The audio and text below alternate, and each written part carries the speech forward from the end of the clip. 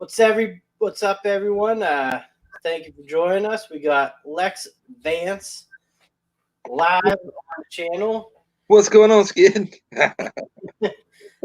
Thank you for joining me tonight. I appreciate that. We got Zaphael, Backwoods Mechanic, BS Small Engines, Nick Pixel TV, Turnings by Turner, Mike Hodge in the house, WCSD, Toolbox Footage, and Brad's Workbench. He says he's just too tired, but y'all boys have a good one. He's from down south as well. Oh, cool. Yeah, so how's it going, man? It's going good. I'm outside. I got my cigar going. What kind of cigar is that? It's a Gloria Cubana. I like to smoke cigars out on the weekends and sit outside. It's chilly tonight here in Florida. What is it, like 60-something? 60-something, yeah. That's all right. I think it's supposed to drop down to like 23, but it was it's like 43 today up here. Yeah, you're up in Pennsylvania, right? Yeah, Pittsburgh. Pittsburgh. Wow. So can't handle that. I mean, with all this winter wasn't too bad this year. What's up, 19 Rappy? Oh, 19 Rappy always comment on his he comments on my YouTube stuff. I always see him on YouTube. What's up, 19? Nice. So how long have you been doing YouTube? Since it'll be 5 years in June. 5 years in June. Yep. What made you want to start? Well, I was a full-time guitar player for 4 years. I left maintenance in 2011, student housing, and I did full-time guitar playing from 2011 to 2015. So when I came off the road from playing guitar, I was rusty as hell. So I said, man, what can I do to knock the rust off? And I typed in, HVAC and stuff and found Steve Lav, like we were talking earlier off camera, and Zach, and fell in with those guys. And I said, hey, there's not really a maintenance channel.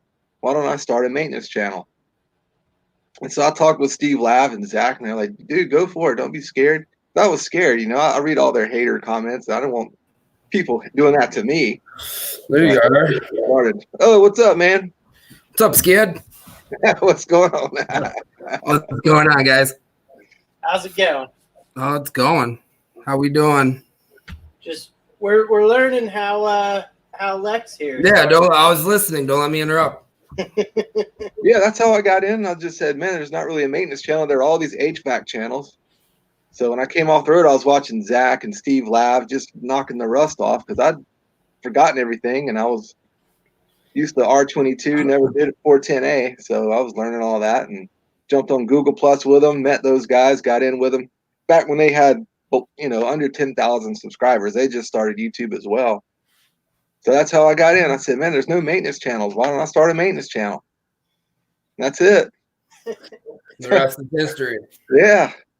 And I had the, good backing of Steve Lav and those guys. Those guys were like supportive, they weren't buttholes or anything, I met a lot not like YouTube is today. Right. Just kidding. I've met a lot of good creators, No, I'm just fucking around. Yeah. Well, I kind of started because I figured no one was doing a channel with apartment maintenance. No. I threw up like my first 2 videos, and then I found your channel, Lex. So, right. Yeah, yours was one of the first I came across too. Right on. And we all work on different stuff too, though. So the more the better. I'm sure up north, you got all the boilers and stuff, Neil, and we don't deal with boilers and all that. So I say the more the better. Right on. Absolutely. We all work on different stuff. Just spread the word, spread the love, right? Yeah. The more equipment, the more stuff everybody gets to see, the better. Yeah, the more knowledge. Right. Yeah, there's this other guy, Rich F. I don't know if you watch him. No. His channel's called Apartment Maintenance now. He's got a good channel. Yes. Is that the guy that? Yeah, he has like some subs. Yeah. I think he's been in Neil's comment section lately. Okay. I've been following this guy. He calls himself the Maintenance Chronicles or something like that. He's only got a handful of subs. I believe he's Southwestern just by looking at some of his backgrounds and whatnot, but he's got some pretty interesting stuff too. I'll have to check him out. I haven't seen him. It's the Maintenance Man Chronicles or the Maintenance Chronicles, something along those lines. Oh, yeah, I think I have actually. Okay. He's commented on some of my stuff now. The Maintenance Man Chronicles. That sounds familiar. I think that's what it is. Yeah. Don't quote me. Yeah, I mean, there's a lot of guys that definitely like have started channels too, and then just Gave up. yeah, they give up. It's tough. It's definitely tough. I agree. Man, I don't know how Steve Ladd does a video a day, man. That's just like I've tried it. I can't. I don't know how he does it. Yeah, I was trying that when I first started a couple months ago, and it's impossible, man. Yeah. If you got family and stuff. Yeah, exactly. Winter in New York too, you know. Yeah. Yeah. A lot of people want to see me do more maintenance stuff, but like it's just hard to film in occupieds and stuff, and like I know you. Yeah, do, when people are home.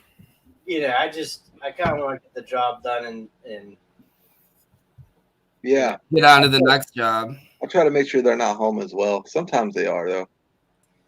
You ever talk to them about like shooting video in their unit? No.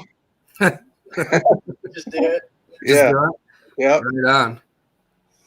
Now, what about the you had to replace the old guy's toilet? That's one of the funniest videos.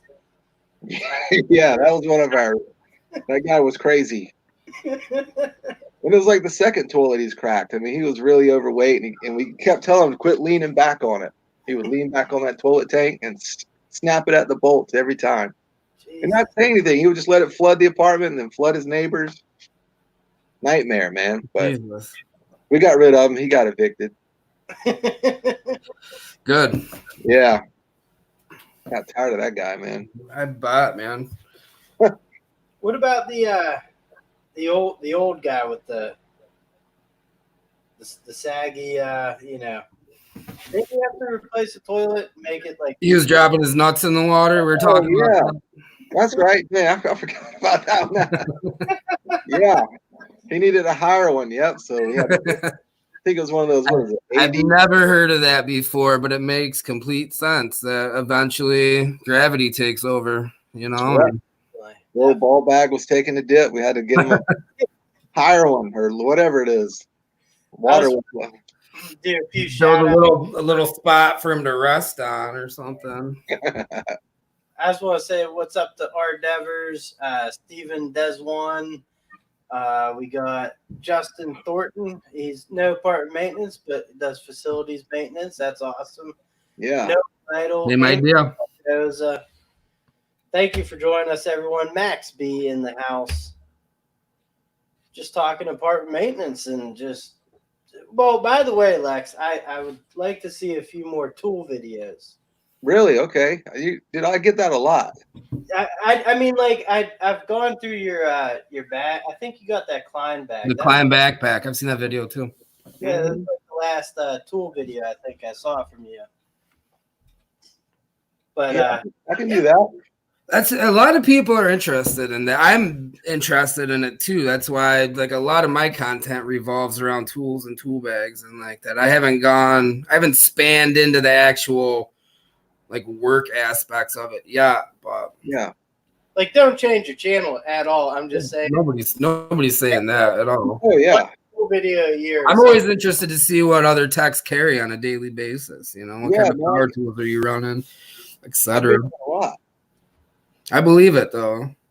Yeah, I can. Thing is, I pretty much run the same stuff. I'm always scared of making the same video over and over, but I mean, I can make another tool video like once a year. Yeah.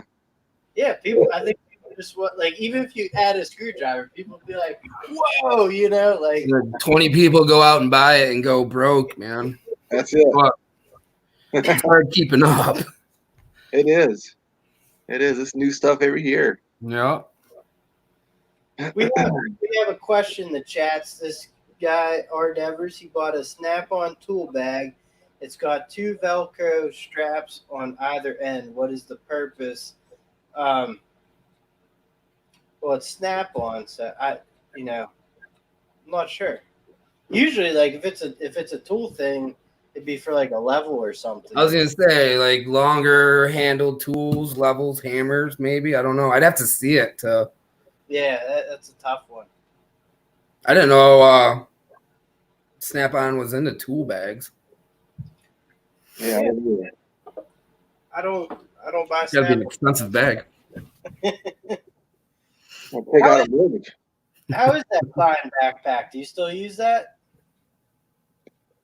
Oh yeah, it's still going. It's 5 years old. Those are good. I have one too. I just the whole carrying it on the back thing got to me after a while. Oh really? What do you hand carry? Yeah, I shoulder strap now. A lot of the bags I have shoulder straps. Right on. Yeah, I carry them on my back. We go, we got 3 flights of stairs, and it's just simpler to me. Definitely. I could see where it would work for a lot of people. And any aspect, like any trade, really, the backpack's a great option. Yeah, it's still kicking. Same bag. I tend to overload my bags too. Like with all the pockets in that Klein backpack, I felt like I have to fill every fucking pocket. So I'm carrying 60 pounds on my back, like sweating after an hour, saying enough, I got every pocket stuff. I would like to like put 5 of our heads together and try to figure out, like, it's impossible with apart maintenance. What tools do you need? I need every tool I can get. Everything. Yeah, it's because you want to be able to fix anything right on the spot. So then you're like, that's I do like purpose built bags now. The plumbing bag, electrical bag, maybe an appliance repair bag, prep bag. I have like 6 different bags floating around. I still don't have every tool that I need in each one of those bags, but it's how far I've evolved to breaking down, and it's still impossible to have every tool that you're going to need right there in a bag, man. There's always going to be something else. If you guys could carry 6 tools, if you only could carry 6, what would they be all day long in your pocket or whatever? Oh man. I would start with some kind of multi-bit screwdriver, pair of channel locks, wire strippers. We're at what, 3? Probably a voltage tester, That's a good call. adjustable wrench, and a flashlight. Man, you just nailed it. That's about my deal. I mean, if I went on an HVAC call, I'd need like my pimp gun or something, but Yeah. Oh, but that's maybe besides specialty tools. Right there's your basic. oh yeah, you can do 90% of the work with it. What you just said. Or even you replace the multi-bit driver with a screw gun. Yeah. Oh, just noticed your shirt, Neil. That's awesome. Rock out with your cock out. Yep. I I picked that up probably like a year ago. love it. This is one of yours, isn't it? Yeah, it's one that I promote. Yep. I didn't know it was so big, dude. That's awesome. I thought it was tiny. I like how big the dude is. Yeah. It's awesome. I like wearing it out too. Gives people something to laugh. Yeah. People probably don't know what it means. Like, what calc? Yeah. What is calc? Calc. Calc? You better put that calc away. It's a lot of people say what? Cock. Caulk. Yeah. Caulk. Caulk. I call it caulk because like when you're with a strange guy or something and you're talking about that stuff, I just don't want to say cock. So I go, I don't care how weird it is. I say caulk. Oh. Yeah. I don't really pay attention to what I call it. Really, I think it's caulk. It's caulk. I mean, there's just some guys that like cock. Get that cock. You got to get southern with it, yeah, to make it not sound cock. Caulk. Get that caulk up We here. got a lady from New York that said cork. Like, I need some corking. She was from Manhattan. You know who has a pretty decent, like everyday pouch is. There's a guy that watches your channel, Lex. I think his name's like Raphael Yeah, De Jesus. De Jesus. Yes, and Yeah, he does very good videos. But though I don't think he's made one in a while. he's What got did he do? cancer. He what? He got cancer. Oh, Ooh. I messaged him to see how he's doing, and he hasn't messaged me back. So I hope he's all right. Yeah, definitely. It's too bad. Yeah, well, I mean, he has a great everyday carry. It was pretty for a pouch. It was pretty well thought out. yeah. I enjoyed his videos. He made good stuff. Yeah, just he went up, knocked the door, and his video started. Is cool, you know. Yeah, yeah. I hope he's all right, man. I haven't heard from him in a while. We talked a little bit on Facebook. Did you? Yeah.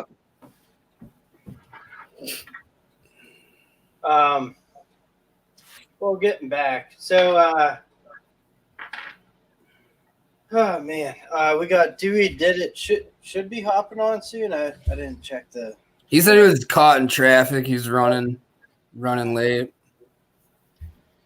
So, I don't know. What do you guys want to talk about? Part maintenance subjects.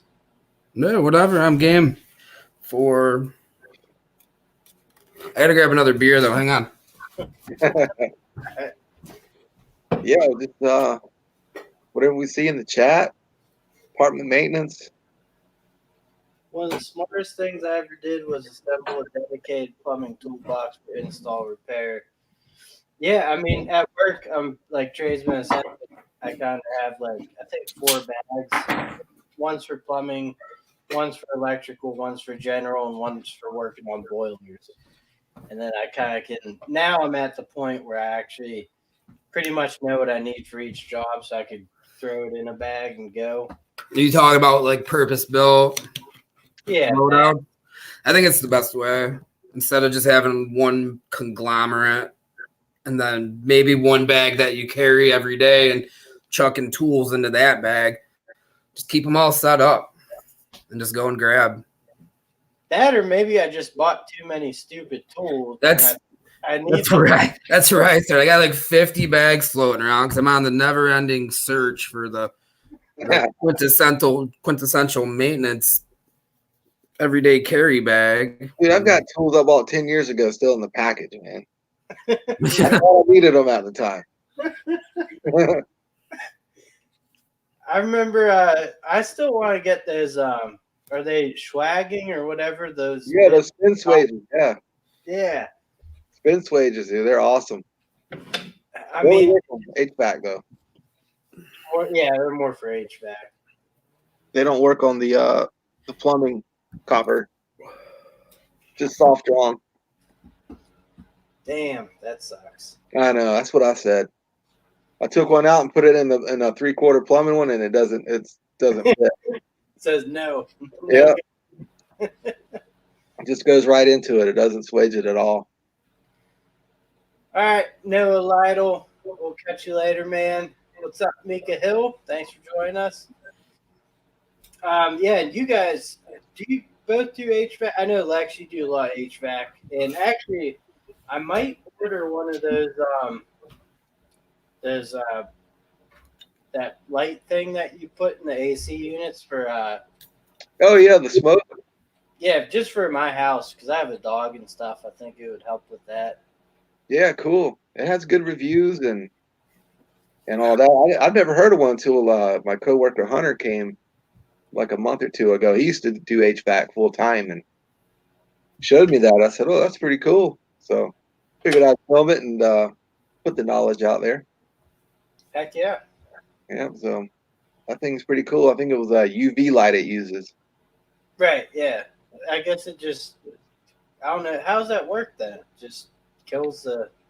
Yeah, it's very scientific. You got to Google it and read it, a couple of big words, but it's not like an ozone. It's not like an ozone machine, where it's going to take your breath away or whatever those things do. That's cool. We just have window units at our. You see, that's what we have. Resident provided window units. We provide them, but to be honest with you, So you have to service them too then if you provide them. yeah, we do, but like it's just like people turn them down to like 50 degrees, and you're like, they're just gonna freeze up like a block of ice. You can't. I know that Right. it goes down to 50 does not mean that it'll function at 50 degrees. So We get that here in Florida. We just leave it up to them, man. If they want one, go buy one. If not, have fun. Man, that's got to be nice. Where I'm HUD housing, we're project based Section 8. Oh, okay. Yeah. Not too many amenities. Right. kills curb appeal. In a laundry room. They can wash their undies if they want to. I worked in Section 8 one time. I made a lot of memories there. It's a pretty memorable place. Yeah. I mean, I guess the window units do kill the curb appeal, but a lot of ours are like built into the walls, so they're through the walls. Yeah, we have a sleeve, so it's a graded sleeve on the outside, and inside it's recessed a little bit. We paint them every couple of years just to give them a refresher and make them look not so mundane, but they're still just a giant box on the outside of every unit. We're not looking for curb appeal either, people aren't coming in off the street looking to, rent an apartment here.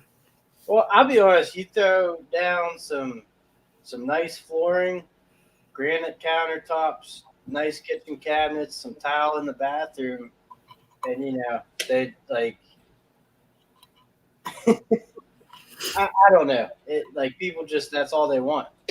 Yeah. Like, We don't go all out like that. It's sheet vinyl. We have laminate countertops. Our cabinets are relatively decent. Our budget's kind of bare bones when it comes to things like that.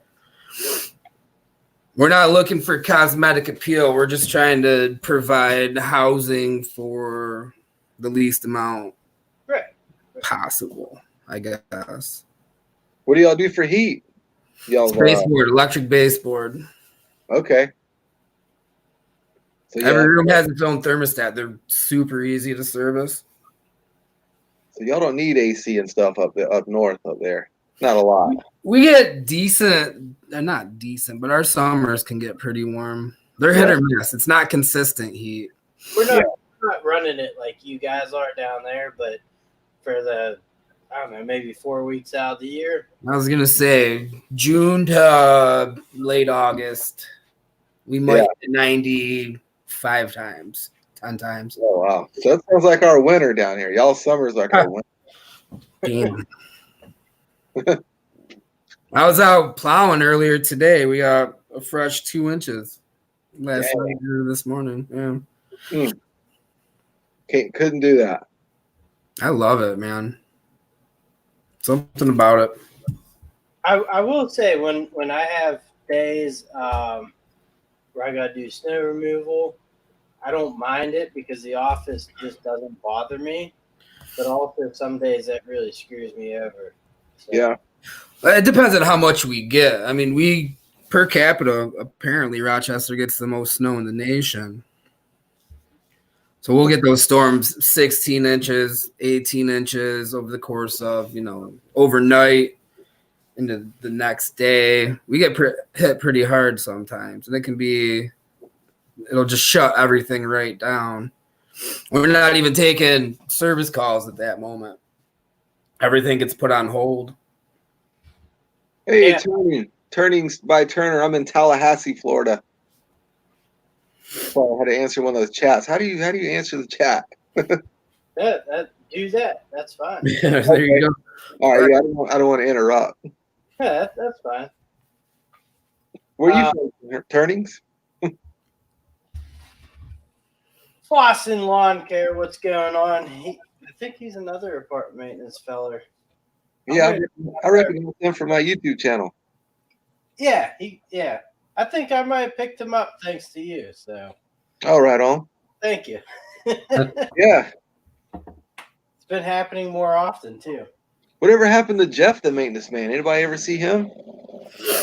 I was subbed to his channel, and then he started doing like weird shit, like just like random videos, seemingly. I haven't seen any new content in a while from him.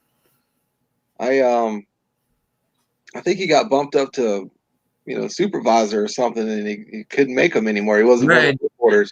He took like another property, right? And then that was it. The last time I saw him, he was like dressed up like that Johnny Depp pirate, Jack Sparrow in a video, acting like him, and that's the last I saw.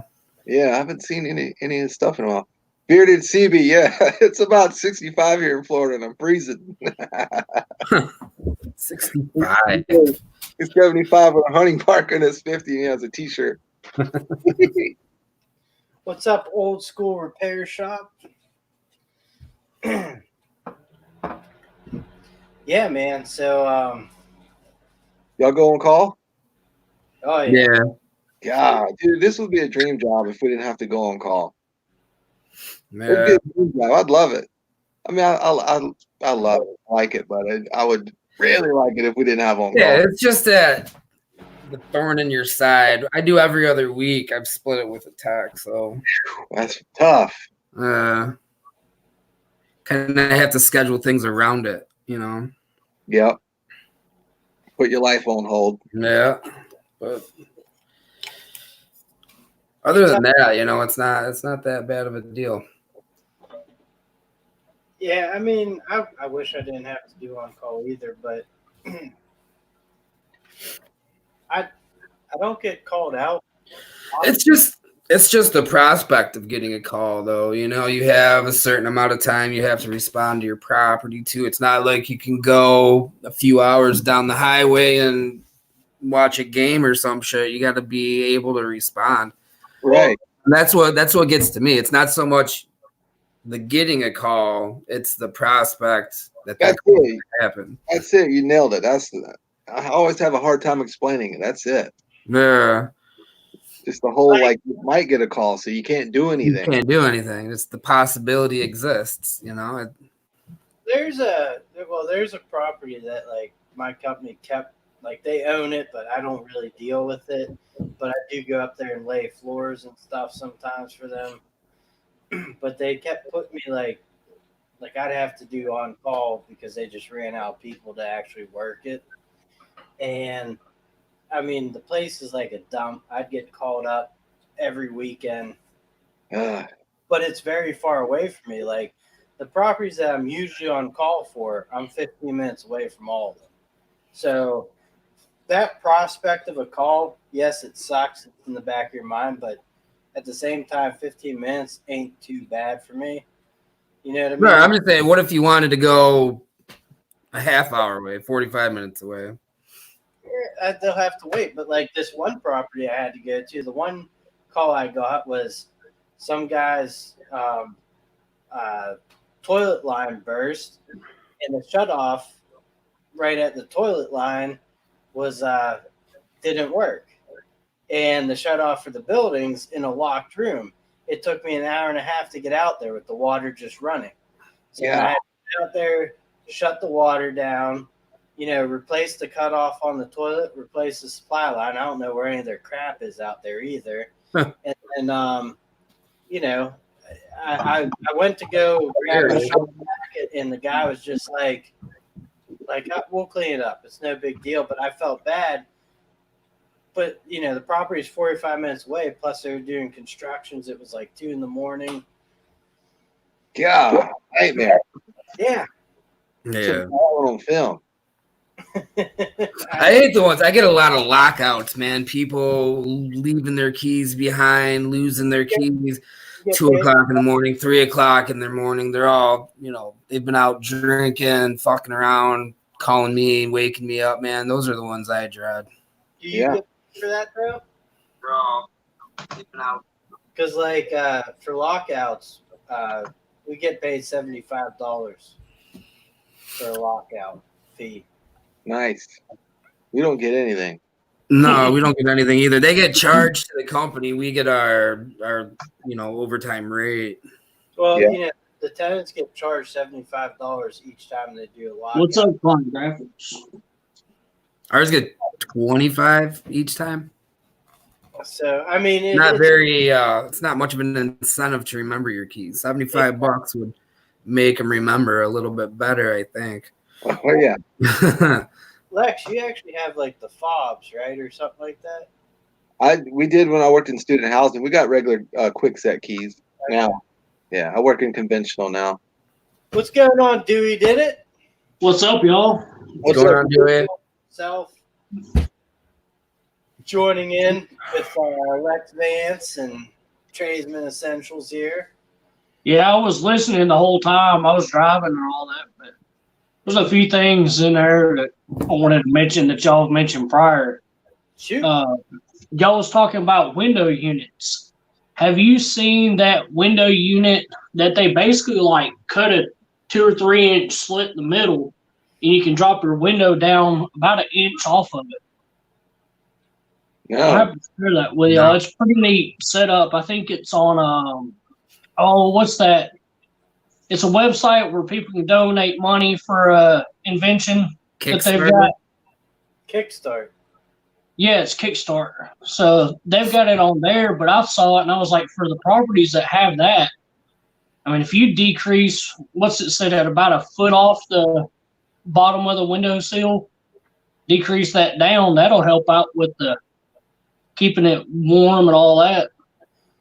Well, Yeah, I've never seen that. That's interesting. Yeah, I'd have to check that out. Huh. we on 2 of our buildings we have through the wall ACs, and then on the one, what they did is on the bottom frame, they put like this foam insulator with something, and they cut a hole inside of that and shoved the AC unit through. So like, and then do you guys ever use that quad stuff? It's like the quad caulk. It's like weather seal. It's Can't real. say that I have. Like it takes me about an hour to change out one of those ACs just to cut all the Although talk out. and then like bust out the old one and then find the new one that fits, because we buy everything at Home Depot. So like, How old are the units you put in? Are they older or the ones I'm taking out? they're the ones you're taking out? I mean, yeah. You've been in there a while? Yeah, they last about. They've probably been in 20 years actually. Jesus. 15 to 20, I would say, most of them. Yeah, we don't have no window units here. No, you do straight up real HVAC. I think Yeah. Dewey does also. Dewey did it. Yeah, all of ours are split units. Phase 2 has reams, and then phase 1 has, I think it's ICP. It's made here in Tennessee. Some kind of like generic. Our pieces of junk, but I hate my reams too. We got the Goodman. If it was my choice, I'd have Goodmans everywhere or trains. That's what we got. Goodman's. Yeah, you can't go wrong. They're fairly well priced. You can work on them with ease and get parts everywhere. Yeah, if they're installed right too, I mean, they don't give you any problems. It's all about the install, really. Yeah, pulling a good hard vacuum long enough and making sure all your lines are sealed up properly. That's it. They all tear up. So Yeah, we had one. Did y'all hear about the tornado? 188 miles through here. Yeah. I saw that on the news. I was listening to it on the radio too, and then you hit our chat up saying that you had to go to one in Nashville. I was like, no shit, man. Yeah, I signed up to it, but they never called. So we were supposed to do something today, and that kind of fell through. But there's just too much chaos going down through the damages and all that. We had power surges here. We had one AC unit that the board and the air handler and the transformer fried. wow, So that was my fun chore for Friday. just making memories. There's the good way to look at it. Flex Seal. Your average cider, Flex Seal. Yeah. I'm starting. I keep looking at Flex Seal going, I could find some uses for that. Oh yeah, I'm starting to see it more and more. Oh yeah. I'm not going to cut a boat in half and float it down the river on it. No. I You might, can replace all your tools with a little bit of good tape, man. It's the maintenance man way. Fit the cliche. Go well, get you your stove. yeah, we're just a bunch of guys that walk around with duct tape and just, oh, this needs fixed. Okay, Yeah. you're all set, you know? Yeah, in between our naps. Yeah. I was gonna say they interrupt our naps. We got to break out the duct tape. What is it, 5 shits a day at least? Maybe 3 or 4 on a good day. That's a good morning for me, man. Turning into a stove, man. I really want a cigar now. He really wants a cigar. Actually, I'll be honest with you, I wouldn't mind being able to light up also. Unfortunately, Man, I heard y'all say that, and I was driving down the road. I'm like, man, I've got a gift card to a cigar shop down the street. It's like, wonder what I can find down there. I smoke one every Saturday. do you ever smoke like a Philly or something? Philly blunt? When I was a rocker, I did back in my 20s, back in my heavy guitar days. Yeah. Yeah. There wasn't tobacco in it either. I haven't done that stuff in years, though. 15 years. I mean, if I took one toke now, I'd be in a closet reading Green Egg Ham. The shit they have today, man. Well, it's insane. Oh yeah. There's no way. That's the best way to put it. I won't touch it either anymore. Mm-mm. Way too potent. Man, I heard something this week. Chernobyl, you know, they got nuked years back, and they're starting to phase in the safe areas. But they made a liquor, what was it? Or no, it was a beer, I think, out of the green area, and it's called Atomic. Chernobyl booze coming out now.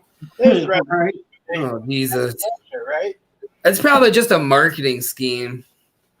It's fucking Russia, that's why. It's the other Chernobyl. This isn't that Chernobyl. I don't know if I'd be drinking Atomic. No. You make it messed up on a whole nother level.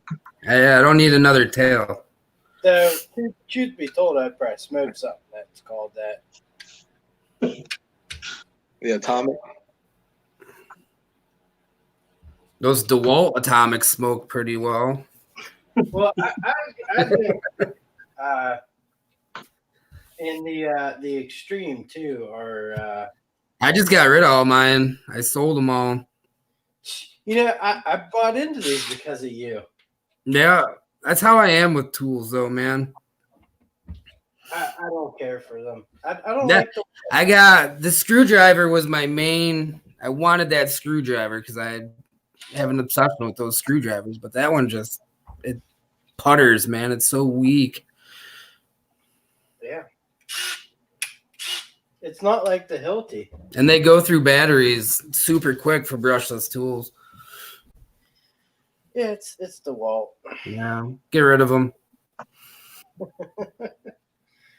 I'll do a video on that too. That way you can feel better about it. How about that? They look cool, but they're also like everything. 90% of it's rubber. You know. Yeah, and that chuck, right? That gray area next to all those chucks, it's all plastic. That should be at least some kind of aluminum. There's no. Yeah, on the screwdriver, it's all plastic. Man, there's no beef there. Yeah, You drop that thing, you're chipping it. yeah. I'm gonna give it to my son. He can. There you go. That'll be his first set of cordless tools right there. Nice. I run at Ryobi, man, so everybody gives me crap on my videos. We all get crap for it too, bro. Ryobi. Oh, there it is. Yep. Wait, actually, I get people threatening to unsub on Instagram now because I use Ryobi. See ya. Yeah. All because you use Ryobi. Just because of that. Yeah.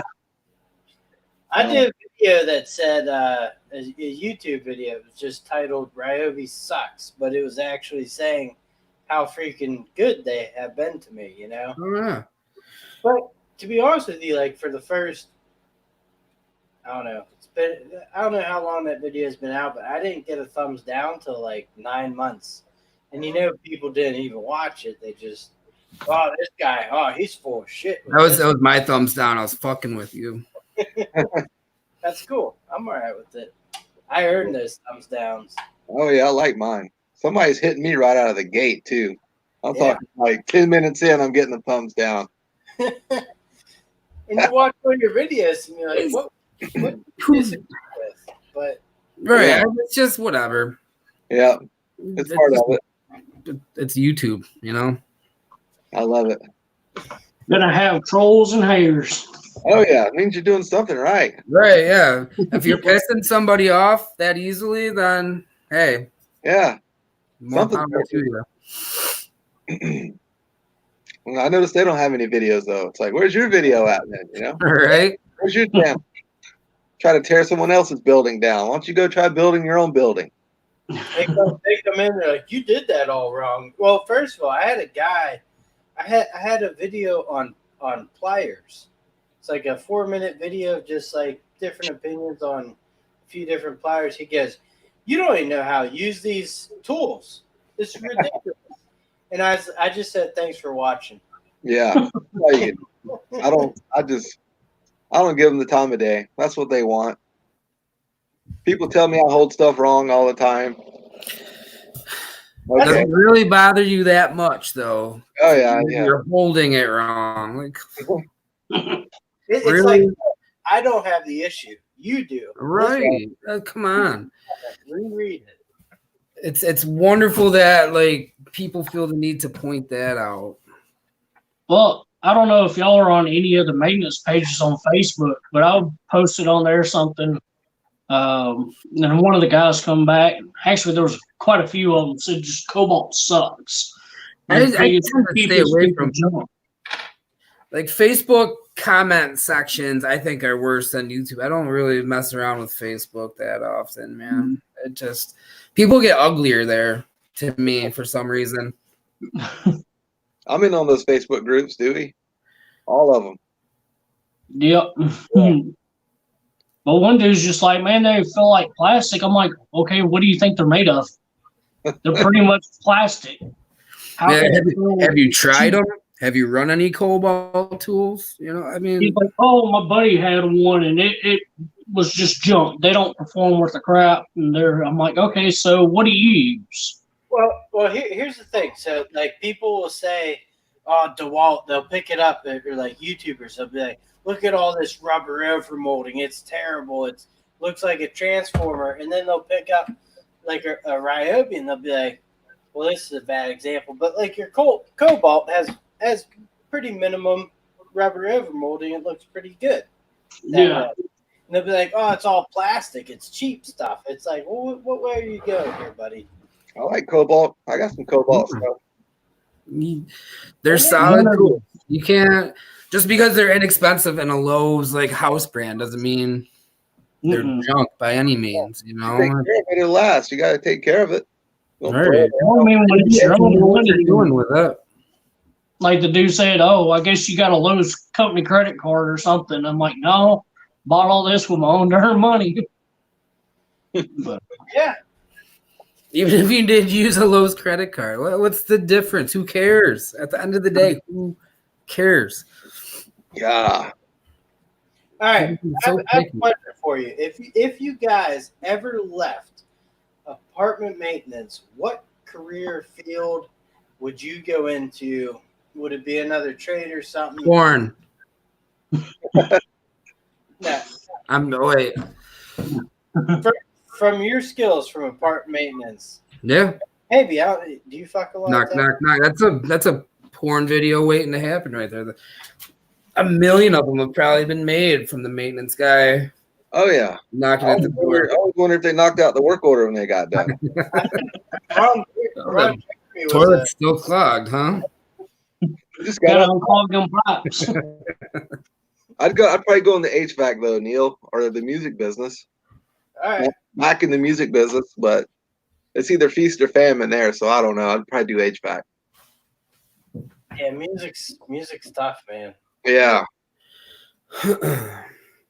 I'd go into some kind of electrical, whether it's service or it'd have to be something electrical. I can't really stand plumbing. I hate plumbing. Yeah, I no don't way. like it, but it's probably Take a certain- that's that. Like dirty sink, dirty pee traps and toilets and fucking clogged Oh, sinks all day. No thanks. Hair man. gloves the size of a rat. Right.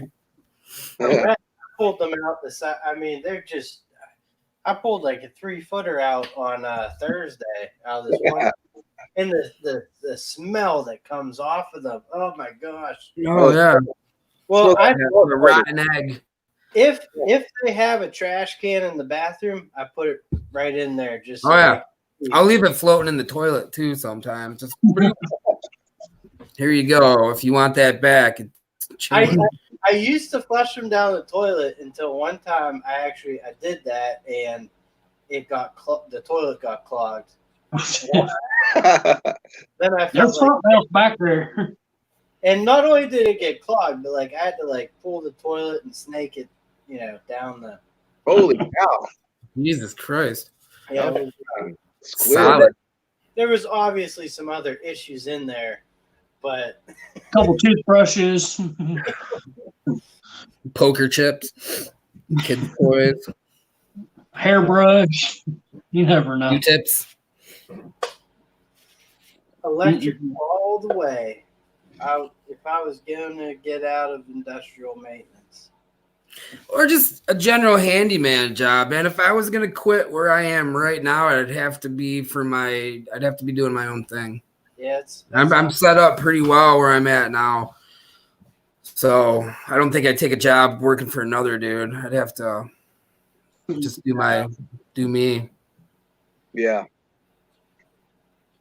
I thought about going out on your own. I thought about it, but it would take me it takes a year or two, right? Right. Until I'm in the same boat, man. And Not only that, keep the customer base, that lack of income for a little bit. I mean, it's Insurance. if I was insurance, if I was insurance.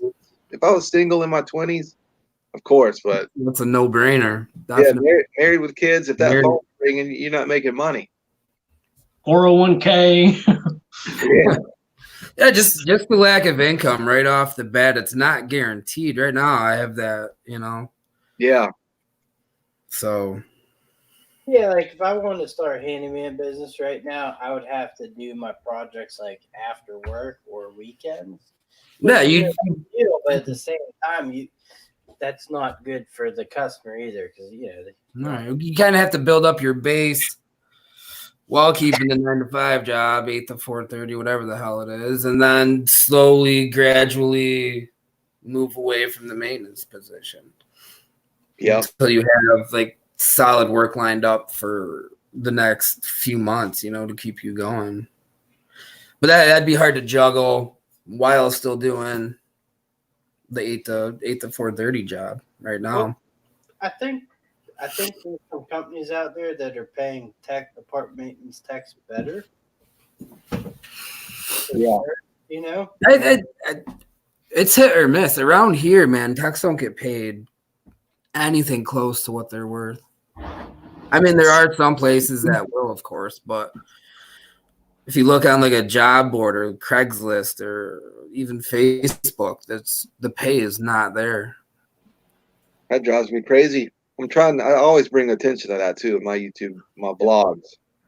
It's bullcrap, man. It is. It really is. And then you look at the qualifications, HVAC experience, plumbing, carpentry, drywall, painting, electrical. They have a list of qualifications, 3 pages long, yet $12 an hour, $13 an hour. That doesn't. They don't. Yeah, it's insulting. It really is. And then they wonder why they can't find good techs and where are they and why are they leaving the industry. And they don't stay long. There you go. That's why it's such a revolving door position. You pay them what they're worth coming in off the street. They're not going to go anywhere. Yeah. Like where I'm at, their first offer was like $14 an hour. I'm like, no. I said, I'm not taking a pay cut, period. Yeah. Well, that's like the And- going. That's the going rate, though. I mean, you'll find that more often than not. I'll tell Unfortunately, you right now, I'm not going to say an exact figure, but it's within a couple dollars above or below $20 an hour. So And that's fairly decent for a tech that's seasoned. I just want to say real quick, we got Eric Cantu in the chat. Thanks for joining. Fabio and Antonio, Claudio, Michael. Thank you for joining, everyone. And Eric Cantu says, what's the wage for y'all's area for techs? That's a very interesting topic. New I'd tech. say, go ahead, Lux. New techs here in Florida, 15 for new techs. Yeah. Here, I'd That's say about right. between 12 to 15, depending on experience. That's New York, upstate New York, Rochester. Yeah. I mean, I'll be honest with you guys. I started at $14 an hour 5 years ago, and I've been bumped up very quickly to where I'm happy with where I'm at. So, Yeah. Well, that's important too. That's the company kind of. They promised me that if I did a good job, they would bump me up, and they did that. So Good. Can't complain. I mean, you could definitely make a living in this industry, but Yeah, I started off at $12.50 with this company, and then I evolved into the former supervisor went through a bunch of bullshit, ended up quitting. So I was promoted because I was there, and kind of I stuck with them, did everything they asked me to, and now I'm super comfortable with it. It's a good job now. Right. Back 2011, I started as a groundskeeper. If I remember right, it was around $11 an hour. And for back then, that was before all the pay increases started kicking in. But it's like I don't see how people do it now with $11 an hour. You can make more than that flipping burgers. Yep. That's Yeah, fine. you can go a lot of places and make that. It's that goes back to what I was saying about the list of qualifications these companies want you to meet, even just coming in right off the street, man. And you're gonna pay somebody even at $14 an hour. I think that's still questionable. I mean, that's a little bit better, but Yeah. I think that number needs to be a little bit bigger. I think it needs to be 20. yeah, At least 18 to 20. I don't Yeah. think you can, and you're gonna get the guy you want at that rate too. I believe you're gonna get More quality work. Yeah. Well, like I remember one video you did, Lex. You said, like a guy's not going to get out of bed for $14 an hour, which I think is true in most cases. Yeah. If they're overqualified, why would they? Yeah. If you think 20 an hour is too much, call a contractor. right. When they bang you over the head for $200 for a capacitor or a fill valve. Yep. You think 20 an hour is too much now? No. For your clogged sink, right? What's that? Just for a clogged sink, calling that contractor. Yeah. Clogged toilet. Right. $350 Just to show up. That's it. And we fix multiple issues a day. And I agree Right. with you, Lex. I think in that same video you said, if you have to, take a few days off, see what they're missing. Yeah, there you go. Everybody come together. Work out. Yeah. Everybody says, "Oh, we need a union. We need a union."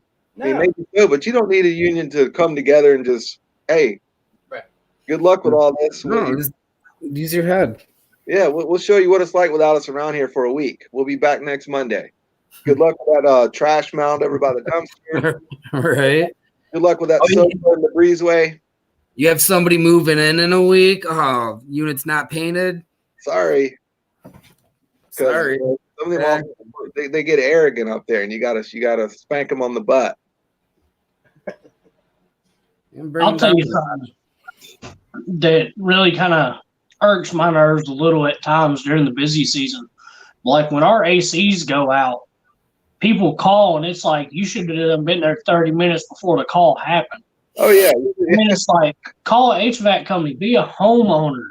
You call in, shoot, you're lucky if they make it within 3 days, much less a week.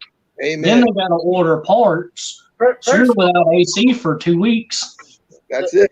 The Yep. best thing about these tenants too that might complain about your work, wait until they own a home and they just get fucking bent over their fucking stool and Oh, yeah. mean, I never take that shit to heart. No, I don't. I could care less what they, they're, No. but it's just like I want to try and educate them, but They have to be willing to be educated, though. Mm-hmm. Yeah. Well, and another thing, I'll say I live on the property that I work. I get compensated for it. It's nice. But there's people, I pay so much, and it's like, okay, you're paying less than what people pay now for a house note. You don't have to do the lawn care. You don't have to pay for all the costs of any of the maintenance things. I mean, the worst they got to pay for on a maintenance call is $5 for a light bulb, $3 for a 9-volt smoke battery. And it's like some of this stuff, y'all just lazy. Yeah. Really. Yeah. Come tighten Even my light bulb. Mm-hmm. Dude, I probably get maybe 5 work orders a week at least for a light bulb. So, Whatever. Come tighten my toilet seat. quit doing the salsa on the toilet at night. Grown Eat man. less Christmas. That's it. There's a certain amount of job security that comes with that kind of stuff, though, too. Yeah. I mean, whatever. I don't mind doing it. It is, there's a lot of things they could be doing themselves, but again, they're paying rent, too, and that's a part of what they're paying for. So, Yeah. Like I had a call today. I'm on call every other week. So I get a call, hey, their stove ain't worked in a week. So it probably messed it up when that storm came through when the power surged. I go over there and I'm thinking, oh man, I've got a breaker that's popped or the board on this stove fried something. And it says LOC on it. And I look at the guy and I hit the button, hold it for 3 seconds, turn around and walk away. He's like, what'd you just do? I said, you had it on lock. His wife, that makes you feel stupid. living on site, do they come ring your doorbell and ask you, oh, hey, I'm locked out, or hey, my smoke alarm's beeping, or do they bug you? The property I was at right before where I'm at now, I would have people knocking on my door because me and the property manager live side by side. They'd come up, they'd call, and our call service takes about 20 to 30 minutes before it relays to my phone because they're like a third-party service and all that. So they'd leave their voicemail, and one day I got a knock on the door. About 5 minutes, I'm on my way to the woman's apartment, and here comes her call, and she's like, well, I called like an hour ago. I'm like, well, I never got the call. But there was people that knocked on the door. Here, we're real strong, like, my maintenance supervisor lives on property. I live on property. Our groundskeeper lives on property. You do not knock on our door. The first time you do, you're going to get a real kind warning. Hey, don't knock on my door unless if your building's flooding, on fire, or a true emergency. Other than that, the second time, you're going to get a real stern. Second warning, third time, you're going to get a chewing.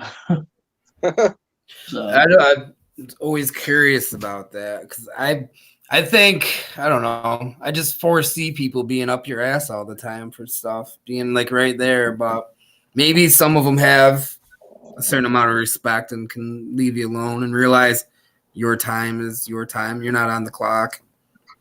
Here, I actually feel like I get away from work. Where I was before, I wouldn't even change out of my uniform until 10:30, 11 o'clock at night. Huh. There was just no telling. I get probably 4 calls on a weekend. Jeez. Man. So. Josh's Not maintenance talk. Josh's maintenance talk. Yeah, you're welcome. I guess you saw the dishwasher video. Yeah. Yeah, I don't even crack a smile when I go on call, man. As soon as I crack a smile, I get a call.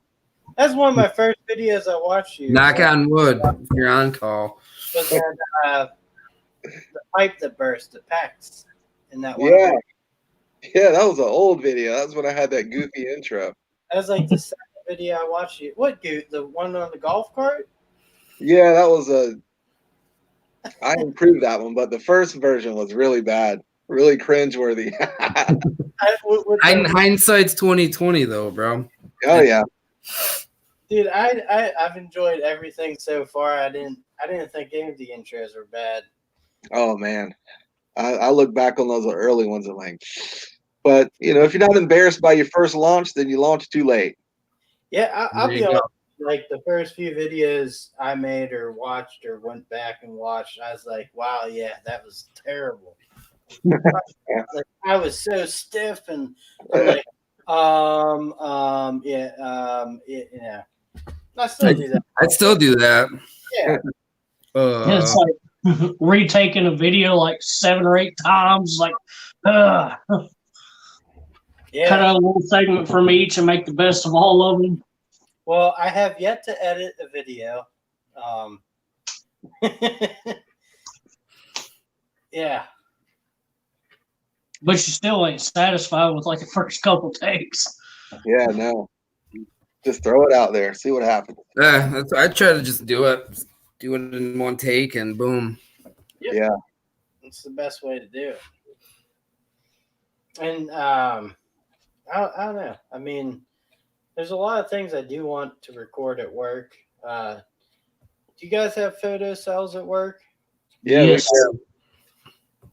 Like those things, I mean, it's hit or miss with the quality of the ones you buy. Sometimes they last. Oh, I have ones on the properties that are like 10 years old. I have ones that I'll replace, and 3 months later, it's, I bought like 6 of them from HD Supply in one order or whatever. All 6 of them were fucking shot, man. Just done right out of the box. Not even operable. Man. I've got one right now. I think we've had it in there like a month. And the thing sits there and turns on and off all day and night. No, So I give up on them. yeah, they're tricky. And I don't know about you guys, but like mine are, like my buildings are like 1950s, so I don't even know where they're powered from on the panel, so I just got to do it all live. Which is more of a pain in the butt, yeah. I'll kill the breaker for photo cell installs, man. I'm not I gonna wish, mess around with that.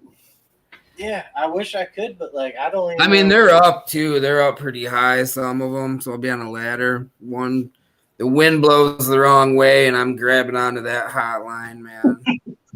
Oh, yeah. See ya. Living on the edge. Yeah, that's why I kill them. I'm not gonna fuck around there.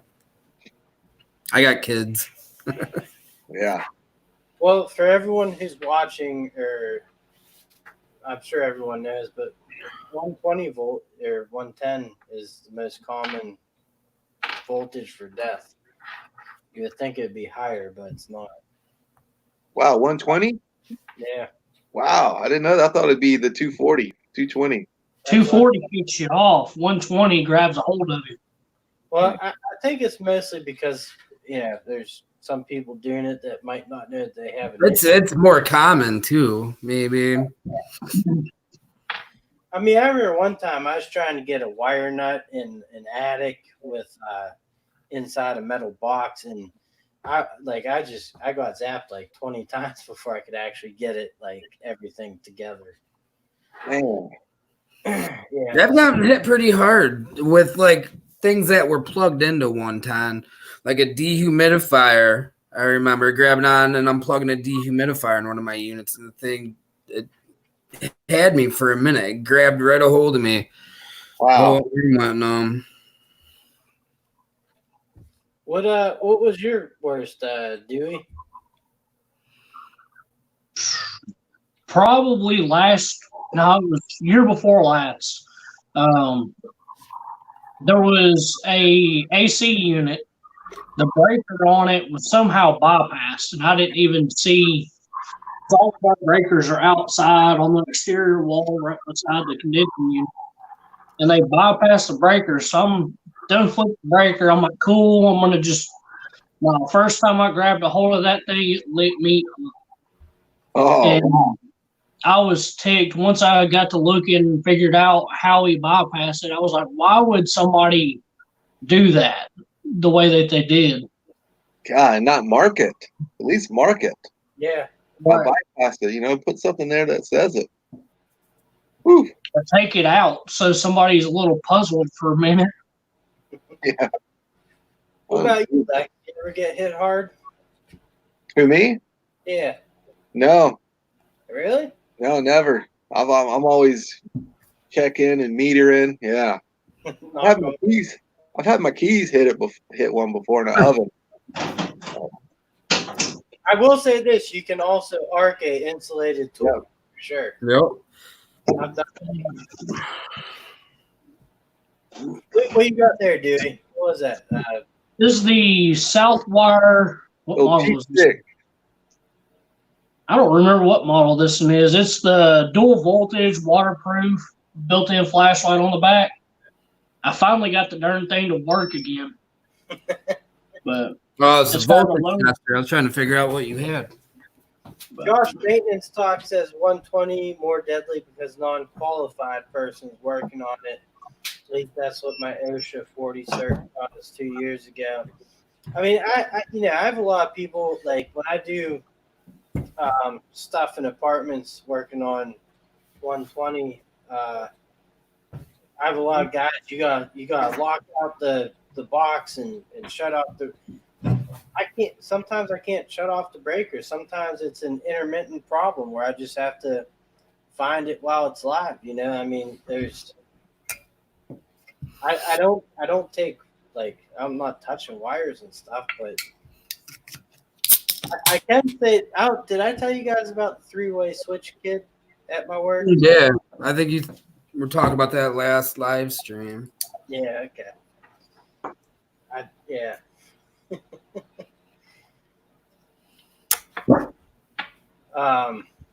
It's easy to get hit if you're not turning the power off, We were talking about that too, where sometimes it's just easier to leave it on when you're inside a unit and you don't want to listen to the resident complain, or you want to be quick or whatever reasoning behind it, But when I can turn it off, I do, and a lot of the times I just, to get a job done, I'll do it live, definitely. Yeah, there's this one company that, like, another apartment maintenance company. They own a bunch of buildings where we are, but their maintenance crew is not great. So I have to go. Like, they actually call us to have me go over and help with electrical issues.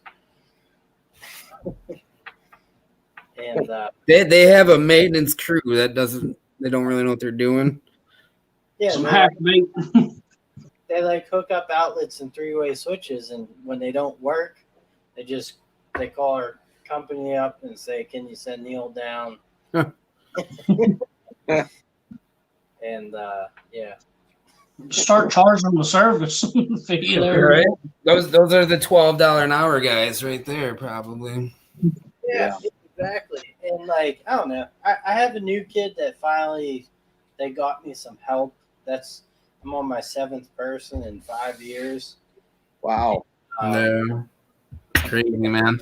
I mean, the first 2 years I was the apprentice, and I took my lumps. I did all the bitch work and stuff, but that's how you learn. Yeah. And you get into a routine. Like, and then everyone that we hired after that, my thing was, I would never ask them to do something that I wouldn't do myself. So I get out there, I do the dumpsters in the morning, do Walk rounds. the ground. Yeah, exactly. Yeah, I'm the same way. And I still do all that. Yeah. Yeah. It's not fun, but I mean, you gotta do it, right? Yeah. I think it's a good way to start the morning, man. I walk the whole property every morning, just to see Yeah. what's going on. I made Yeah. a video of me doing dog duty pods and all that. I'm like, yeah. Why not? It's part of the job too. Yeah. Antonio was saying his house was built in the 40s. I guess everything wasn't wired correctly, so he has different breakers turn off different things. I mean, Shoot, I just commented Lucky's got breakers back in the 40s. Some of them wouldn't surprise me if they had old canister fuses. do you guys have any breaker testers, like to find breakers? The breaker tracer, I use a Klein. I've the Southwire one. Pretty handy. The one that comes with like alligator clips, so you can clip them on into like light fixtures and stuff like that. Man, they're pretty cool. What's that Southwire one running, Neil? I think it's $30, maybe 30 or 40. I may have to look into that one. And from I'm going off of YouTube, but there's another channel. He's just called the Handyman. He's a handyman. I think he's up over 100,000 subscribers, but he bought the Southwire one and said that was the only one that has actually worked for him. So that's why I bought it. So, but Klein, yeah, you can't I've go had wrong. luck. It's a newer version. They had an older one that kind of sucked. This one works a little bit better.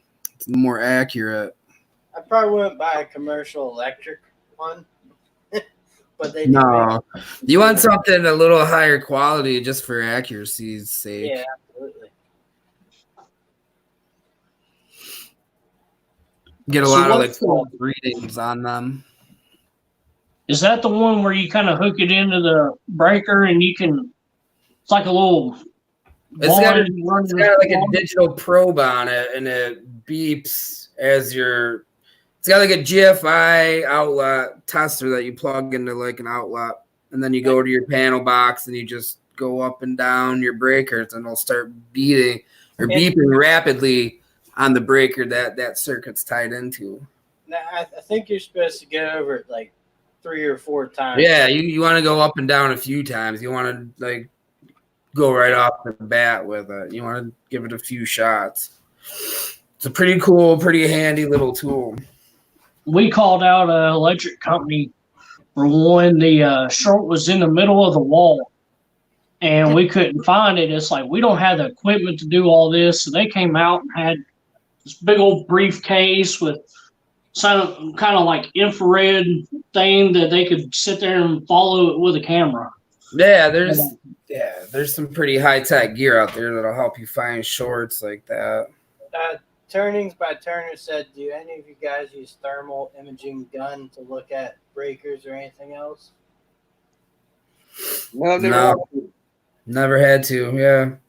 I don't. The only thing I use is a one of these at work. Temperature. Yeah, I use those.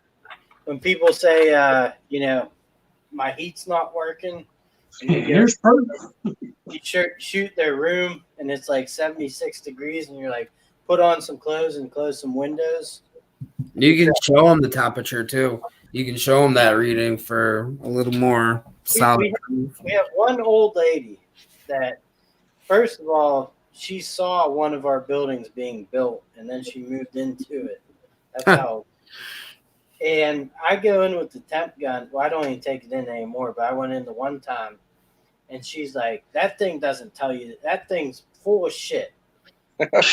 And, my first thing was like, well, I'm just checking your radiators to see if maybe there's a blockage in part of your radiator. That's why I need it, Yeah. Those things don't lie. Nope, they don't. I They take- might be off a degree or two, but if you're reading above, I think we have to be above like 62 degrees Yeah. to actually be able to call in the health or whatever. I bring mine on refrigerator calls. Some people say, my bottom refrigerator's not cold. I'm like, There you go. 40 Yeah. on the bottom, That's- 15 on the top. That's where I find it the most handy is you can show them the actual reading. So you can, there's your proof. If you don't believe me, check out the tool. Right. And then you're like, I don't believe that. My thermometer reads Well, this. yeah, Where'd you get you'll the get that thermometer? too, but Dollar Tree?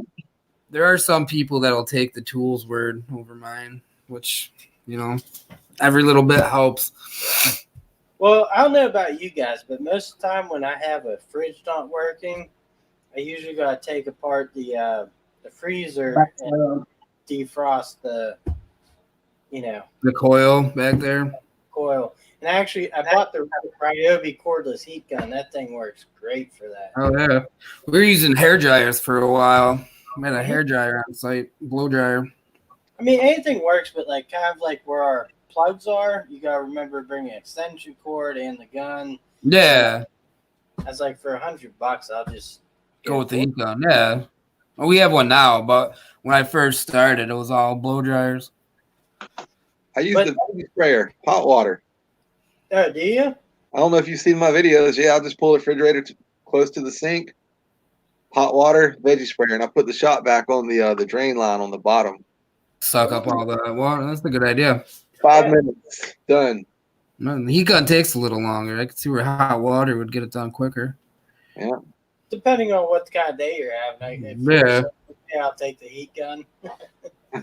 Right. Just kick back, make a video real quick. Usually it's never like the compressor or anything. It's just, I mean, like fridges don't die. They just don't. They just keep running. We our VAP fan motors will go bad quite a bit. And The fans. defrost timers, thermistors, stuff like that. Our fridges, we have some from like the late 80s, early 90s still.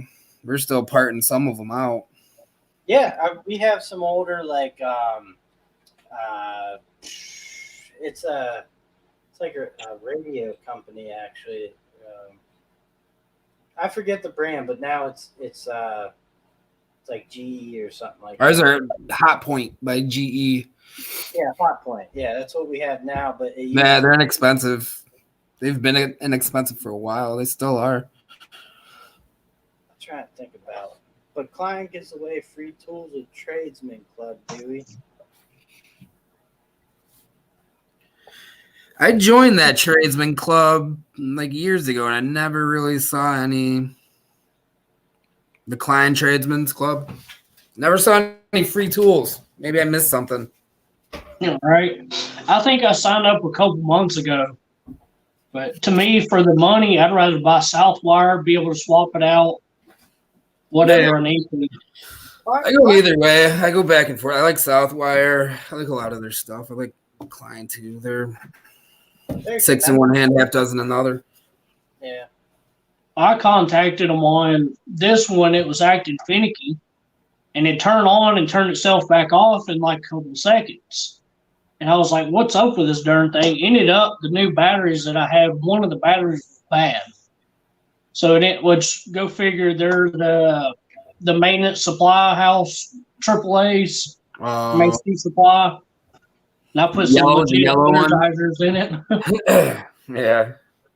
I have a bunch of those. I did a video on non-contact voltage testers. It was Milwaukee makes a decent one. I have a Fluke that's my like everyday. I had I forget what other brand, then some off brand.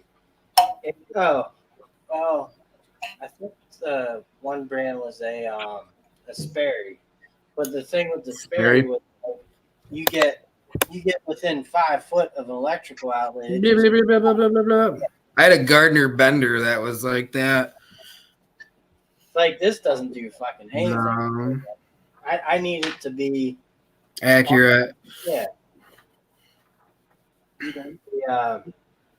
The Milwaukee though is pretty decent. Yeah, the old tech I had used the Milwaukee with some success. I stick with Klein or Southwire when it comes to those.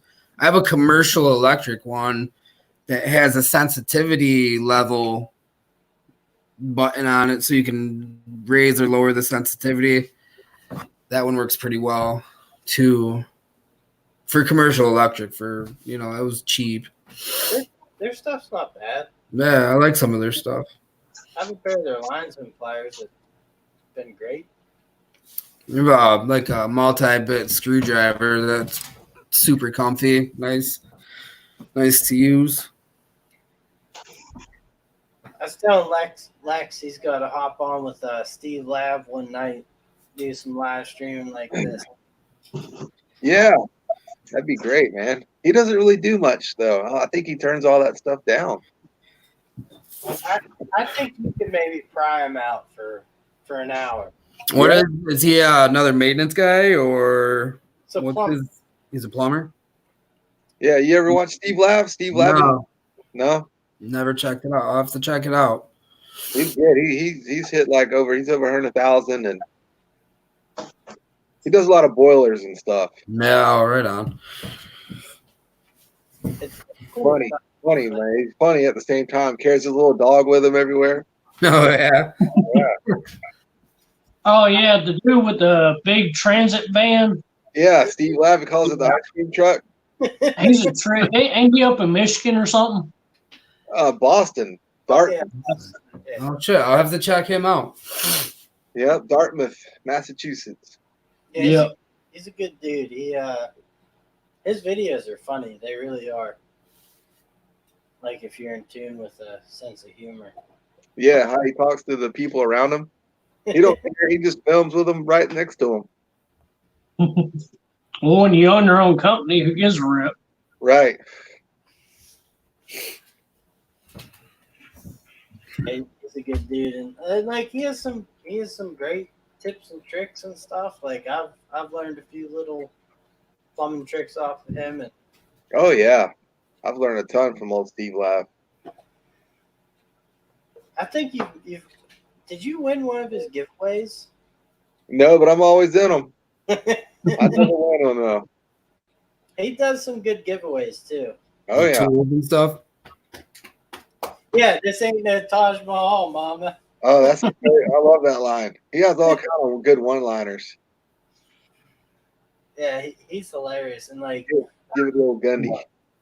you can you can always tell too. Like I mean, the funny thing too is like he's a very like straightforward person, but at the same time, like if he's working on people's houses, like he is very honest with them. Yeah. Like he'll say like, you don't want me doing this because it's going to cost you this. You don't want to bring in this guy or No. Yeah. So I think I respect that a lot about him also. Yep. He's not out there ripping people off. He's doing his job. Yep. Speaking of something, I've seen how many units. Whenever you work on a condensed unit for the capacitor, y'all ever tie two of them together to compensate for not having the right capacitor? No. I don't like that. No, that's one of his big pet peeves. Yeah, he calls Especially if you need more than one jump start, you just need to get a whole new compressor, whatever's wrong with it. the Run Cat Bandit. I think that's what they call him. People do that. They call him the Run Cat Bandit. Yeah, I'll set you apart and be back in a few months to replace your compressor. Yeah. Leave it in the box. Leave it dangling in the box. Crazy. That's one thing. There is no standard size for a capacitor. So if you get some of them where it's like one fit size, you're kind of SOL. Yeah. Now, some of them's got that little piece that's got multiple holes where you can adjust it. That's nice. Yeah, I got to have that. The plumbing strap with the multiple holes. Mm-hmm. Yeah, I don't do too much run capping, though. I'll try to go back with what was there when I showed up. Yep. Yeah.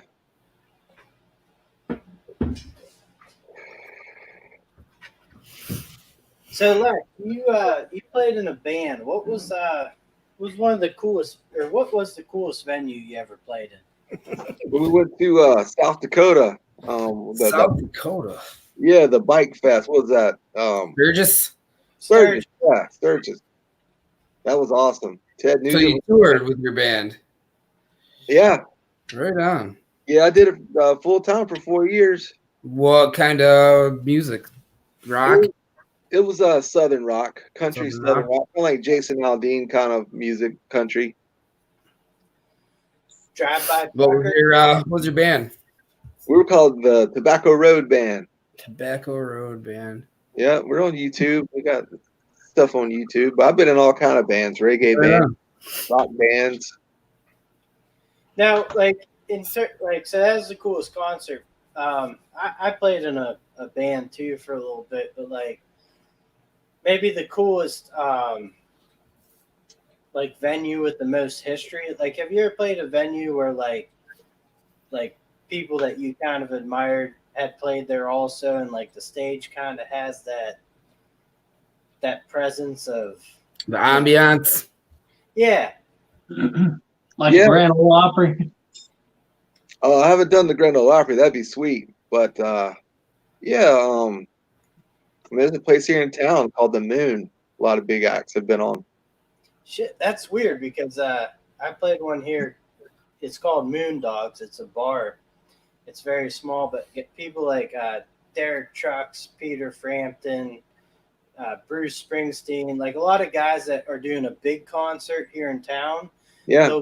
They'll go there the night before because it's right next to the big guitar place that we have in town, and they'll just play like a small set or something. And we got to play there a few times, and it just has that, like, I don't know, it's kind of cool to step up on that kind of stage. Yeah, it's where somebody you may have looked up to played. You're on the same stage. It's got to be a pretty cool feeling. It is, knowing somebody has stood there where you're standing. Right, somebody you're listening to your whole life, possibly. Yeah, inspired you. Like those walls just have like an energy to them or something. Yeah, it's cool. Yeah, that's the Moon here for me. I always enjoyed playing there. I never played, but I bounced at Tootsie's down in Nashville. I've been to a lot of shows. Yeah, I played Tootsie's and I played Honky Tonk Central there in Nashville. How long ago was that, you think? 2013. That was about probably when I was in and out of there. We probably ran across each other. We got I left it to get into. I started as a groundskeeper right after doing downtown bouncing. Oh, right on. Yeah, we were probably there at the same time. Lex was probably talking about park maintenance backstage. You see some fun stuff down in Nashville, let me tell you. It's got to be a cool town, cool city for music, too. Mm-hmm. Well, like our whole opinion on music is totally different from everybody else. I went to a bar up in Illinois, and they were like, "Oh yeah, we got some great artists." I'm sitting there, I'm like, "Yeah, these people wouldn't last 2 minutes on stage downtown." Yeah. There's a lot of great recording studios and stuff there too in Nashville. Oh yeah. I'll tell you, Lex will vouch for this. I ain't even going to mention the song. What is one song in Nashville that costs $100 to play? Sweet Home Alabama, right? Or is it Freebird? Freebird. Freebird? Oh. A minimum of $100 to play that song in Nashville. Wow. One of my favorite bands is I really like Modest Mouse, and there's one live concert they had recorded, and someone asked them to play Freebird, yelled it out. Lead singer's just like, "Fuck Freebird." I mean, it is a good song, but like, it's like the cliche thing you yell at a concert, though, and people got to get sick of hearing it every fucking night. Drunk kid screaming Freebird at your band every night. I heard it every night for years. I It believe happens it. every single night, right? Every single night. Never missed it. A couple times a night. Yeah. Yeah. Just like, just roll your eyes. Or when you're at a concert of a band that you really like, and the one kid that's next to you, this happened to me, he's just yelling them to play one song, like, every single song, that new song that starts. And I just turned to him, I was like, they're playing a great show, just let them fucking play. I got up in his face. I'm like, what? They'll play it if they want to play it. Like, it's a great set list so far. Yeah. I can't even go to shows anymore. I don't know if the society has changed or what. Asshole. Annoying. Yeah, it's different. Yeah. It's a lot Yeah. Last show I was at, people were getting hit by flip-flops and batteries and water bottles just, randomly Jesus. tossed. So I'm done. I'm never coming out to the show again. Growing up, I was big into like the Grateful Dead, Fish, a lot of the peace and love shit. So it's a whole different. Like I go to a show now, and it's like, what the fuck happened, man? Yeah. Bunch It's like of a whole different world now. Yep. I'm waiting for my concert. What is it? Next month, I think. Five Finger Death Punch is coming. So There you go. Oh, nice. I was stoked for that. I think in Nashville, I don't know if you guys ever heard of Squirrel Nut Zippers. No, I remember them, dude. The Afterlife song. Yeah, so their lead guitarist, his name was Jimbo Mathis, and there's another cool band, North Mississippi All Stars. Yeah. And he actually, I think it was in Nashville where he recorded them on like old, like old 8-track or something, just raw. It's one of their best albums, but that's pretty cool. A lot of smart musical people up there. Hang on, one of my kids is up. Go for it.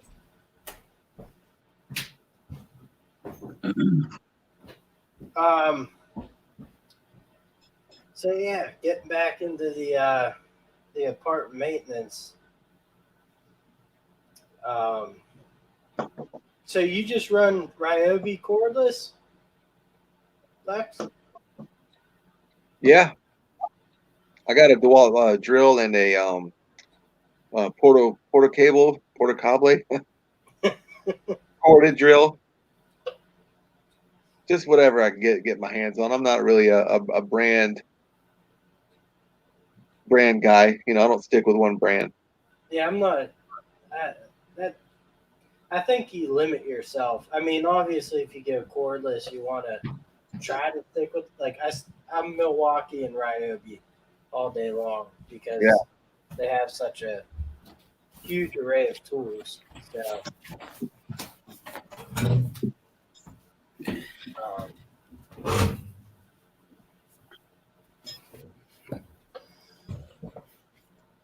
Yeah. So, do you get a lot of hate on YouTube, Lex, or is it pretty minimal? Not a lot, but yeah, they come across between 5 and 10 a week. Like anything real bad, or just What's the criticism you get? Like people telling you you're doing things wrong, or they don't like your attitude? Yeah, holding something wrong, or just doing stuff wrong. Just general, Yeah. because you don't do it Some people didn't like the old intro, things like that. Oh, Jesus Christ. I know. I didn't like it either. I mean, once I got going. Whatever, like, then don't watch, though, There's no need to ride your ass about it. Good bit. There you go. Fast forward. Yeah. You know what, though? One thing I will say, what I kind of respect about YouTube is it's not going to pamper you. It's honest, definitely. Yeah. There's a brutally honest aspect that you either you get past it or eats you up. There's no like middle ground, definitely. I mean, I feel bad for them, you know. I feel bad for the commenter. I mean, are you really at a place in your life where you have You're telling me I'm holding this tool wrong, buddy? Left-handed screwdriver. Are you staring at my hands that much? I mean, sometimes the camera's in the way and I can't hold it this way, so I do it for the camera, you know, and I'll, you know, it's just No, but there should be no explanation needed. You know, it's right. whatever. I just, you know, sometimes I respond, I'm sorry that you're in a place in your life right now where you feel the need to comment like this. I hope all your wishes. That was my next question on how we respond to criticism. Like, do we sometimes like it'll piss me off and I'll like fire back, but most times I try to keep like a level-headed approach and like, okay, I'm sorry, blah blah blah. But yeah, how do you take the criticism? I just say thanks for watching, and that's it. Leave it Yeah. at that. You don't really get into it. Nope. Not. I had one comment that was like, some guy said like, call me a drug addict and my drug riddled body, and your parents must be so proud. I just deleted it. I mean, what are you gonna do? Drug addict. weird. Right? It's I just tell them I'm sorry that you're in a place in your life right now where you feel this is necessary. I hope all your wishes and dreams come true, and that's it. That's that. Send. Yeah, Right on. it's crazy. Like, It What is. about you, Dewey? I've not really had anybody give flack on YouTube or Instagram. More Facebook, like you said earlier. I'm gonna make it a point then to fuck with you on YouTube now under an alias. When I get Antonio, there's a few people that I know that comment or like every video just about, or there's some good people that give a following from all of us, I think. It's good. Yeah, I'll be honest with you guys. I mean, I have wonderful, wonderful subscribers, and I can't say how much I appreciate them. And for the 5 assholes I get a month, it doesn't matter because they make it a lot, more. Oh, yeah, you can't. There's no way I would ever let somebody in the comment section push me out of doing the things I enjoy. Yeah. For sure. No one who is doing more than you or who is happier than you says things like that. You know what I mean? Right. Where's their videos at? Right. That's the big thing, right? You can't criticize when you ain't doing it yourself. That's right. Hey, if sorry to interrupt, if each one of you can maybe just say hi in the chats, if you could type it in. I don't know if you guys all have that ability, but there's people that want, if people want to subscribe to Tradesman Essentials or Lex or Dewey Did It, and if not, tomorrow I will put links to all their channels in the description. Who, me say hi? Yeah, And if you ain't subscribed to our channel, subscribe. subscribe. How do I do it? Are you on your phone or laptop? I'm on my laptop. You could probably go. I don't know if you got your phone, but you could go to my channel, click on the live stream, and then just comment in the feed, or I'll add it in after. But Okay.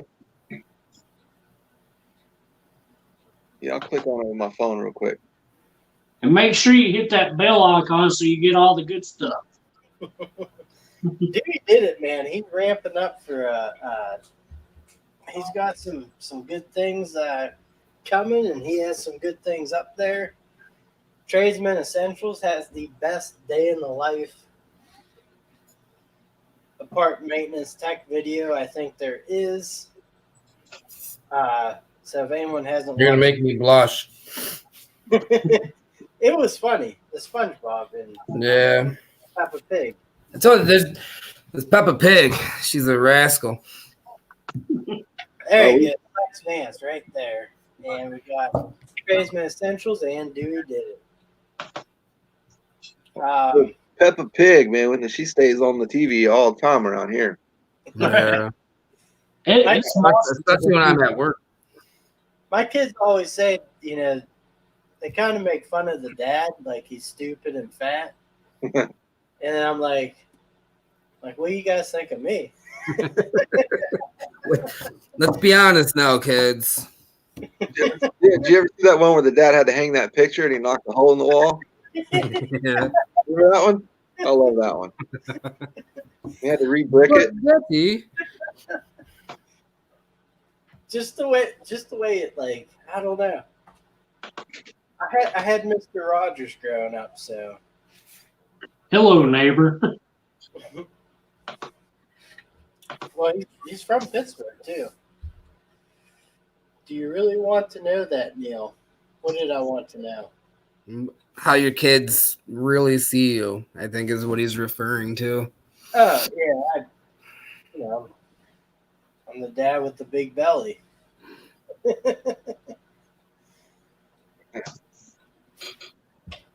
Meaning fat. It's all good. It's all right. Yeah. Who cares? I got a third one on the way, so maybe he or she. Congratulations. Oh, cool, man. Thank you. I hit 5 about 2-3 years ago, so mission accomplished. 5. Wow. 5. 4 girls too. Woo. Yeah, I'm in for it in about 10 years, 11 years. Yeah. Ton of estrogen floating around, man. Yeah, that's what I was thinking in my head, man. It's estrogen, a lot of estrogen. Well, Wait till they all synchronize later on. That's what I'm saying. About 10, 11 years, man. Fuck me.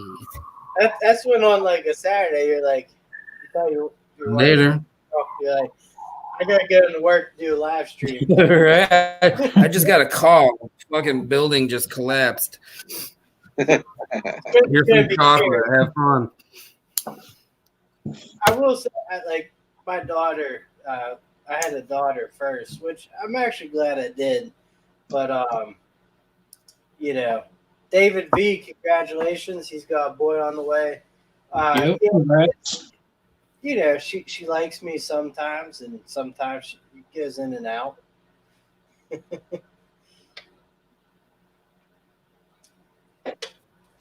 That's all. It's scary how well they can play their parents. You know. Oh yeah. It's what they do. It's like that's like child psychology 101 right there. How do I figure out how I get what I want? I don't think I was anything like that. Like You probably were though. You just don't remember. maybe I don't. Like today, for the first time, I know I grew up with it. It's like, go ask your dad. You go ask your dad. Go ask your mom. And it's like back and forth the whole time. Yeah. Screw it. Well, I will say I learned very early to just say, "What did your mom say?" And if they don't know the answer, then I go ask your mom. Go ask mom. Yep. Oh yeah. That's the law right there, man. I'm not getting on that bad side. No. So have you guys seen or maybe been thinking about buying any tools that might help you out in your day?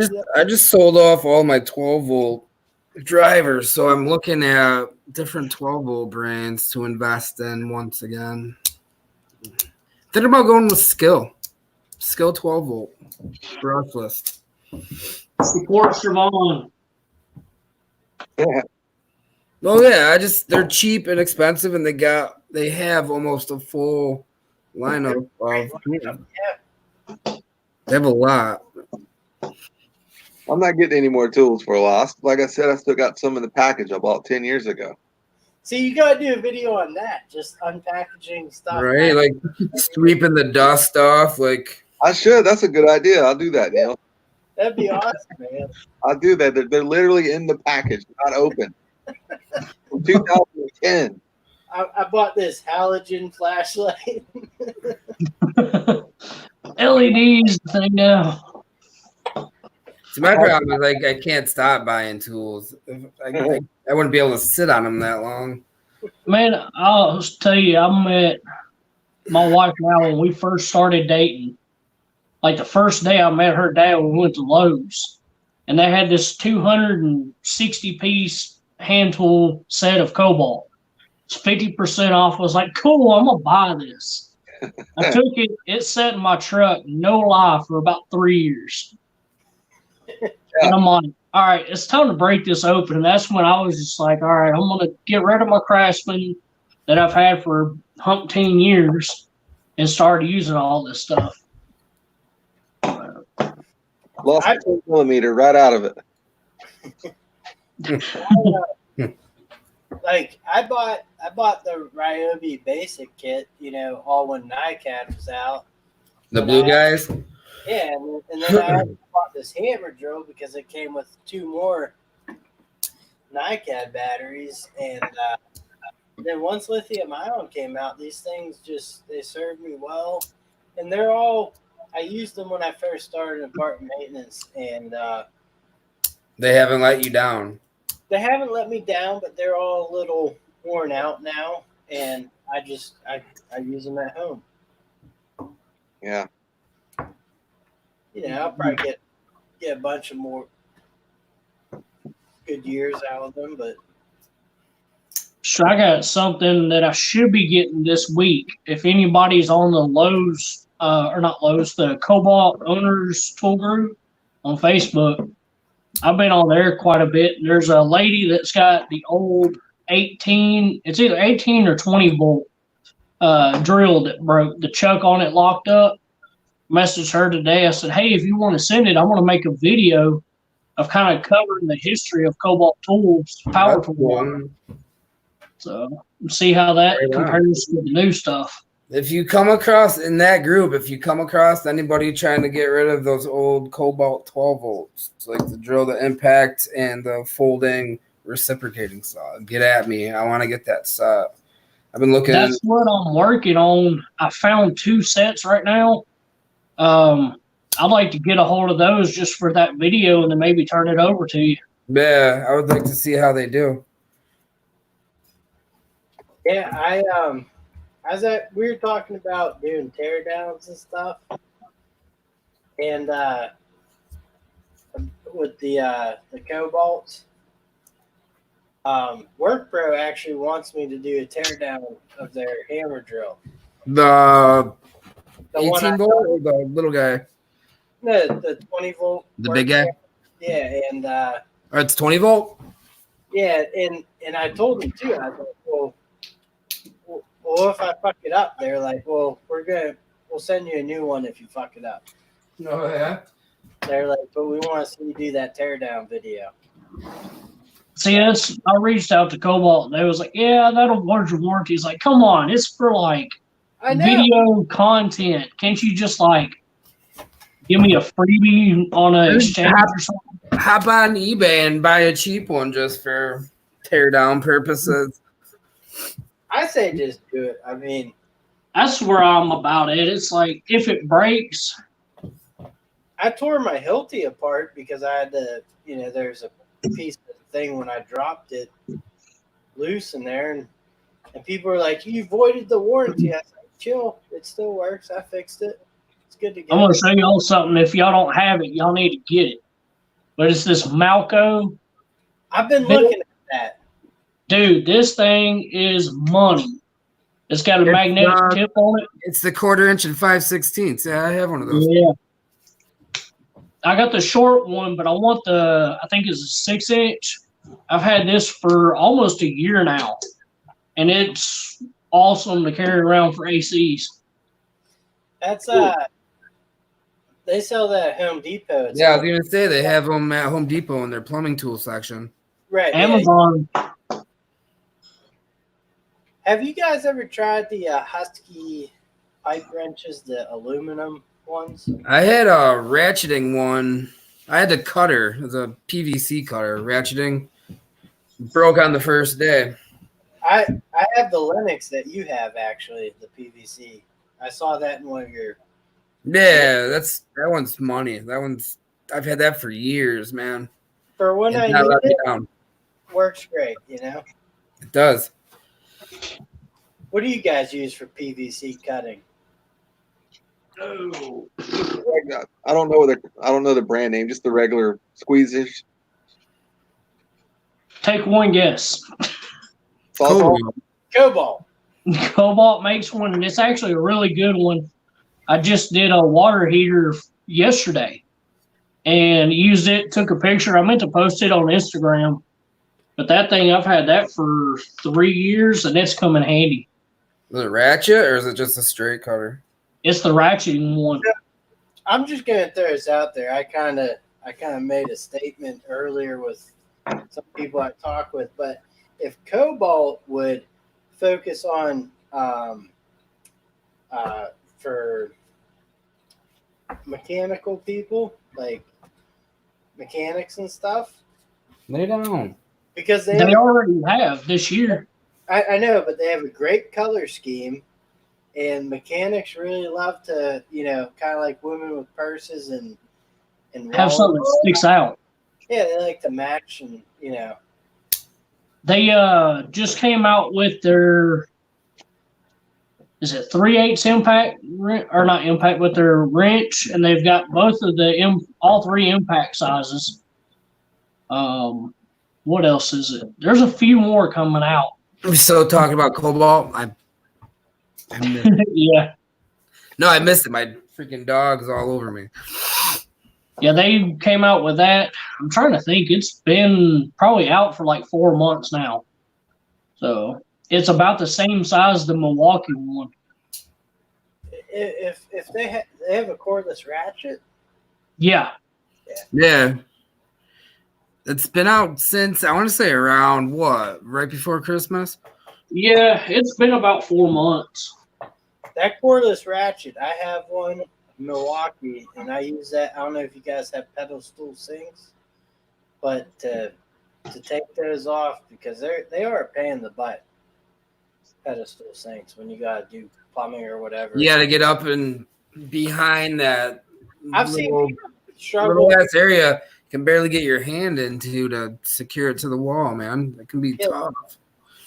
Best options are the cordless ratchet, a gimbal, The hand ratchet. yeah, or just like a small hand ratchet, like a little teeny 1/4 inch.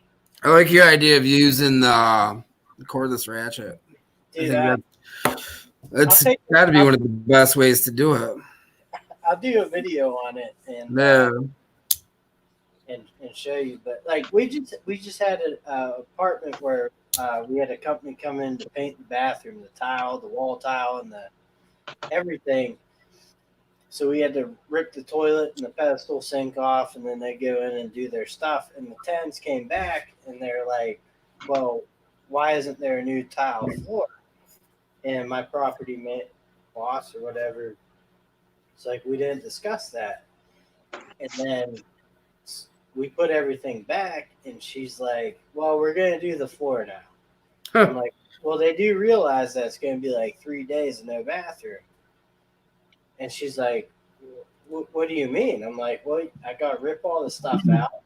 It's going to take 1 day to tile it, let that dry, another day to grout it." But we use the stuff with the mesh backing, but you have all those little cuts to make all around the perimeter and stuff. Yeah.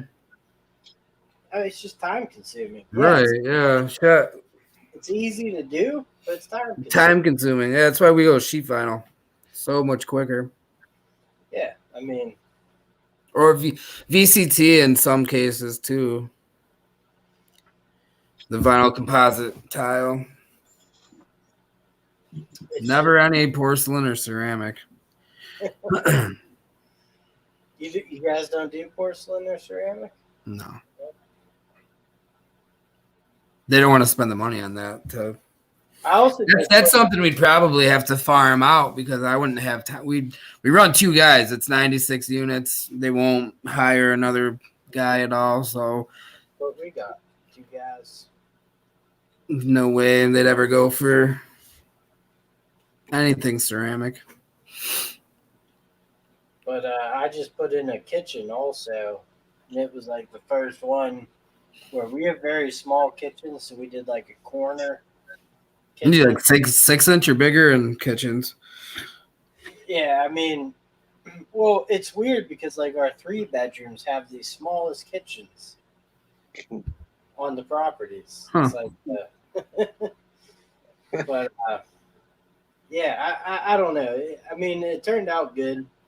We get the counter delivered on Monday, but yeah, we do a ton of that. You know, I will say I do enjoy doing the remodeling stuff because it's kind of a break from the maintenance. I don't know. Oh yeah, I go nuts when we're turning units, especially the older ones. I have more fun. Yeah, I don't know if you guys like that little breakup in the or if you Get away from the day to day. You know, my diverter won't pop down, or my tub drain it's draining, it's not holding water. It's a good break from the monotony of work orders for sure. Y'all trade off?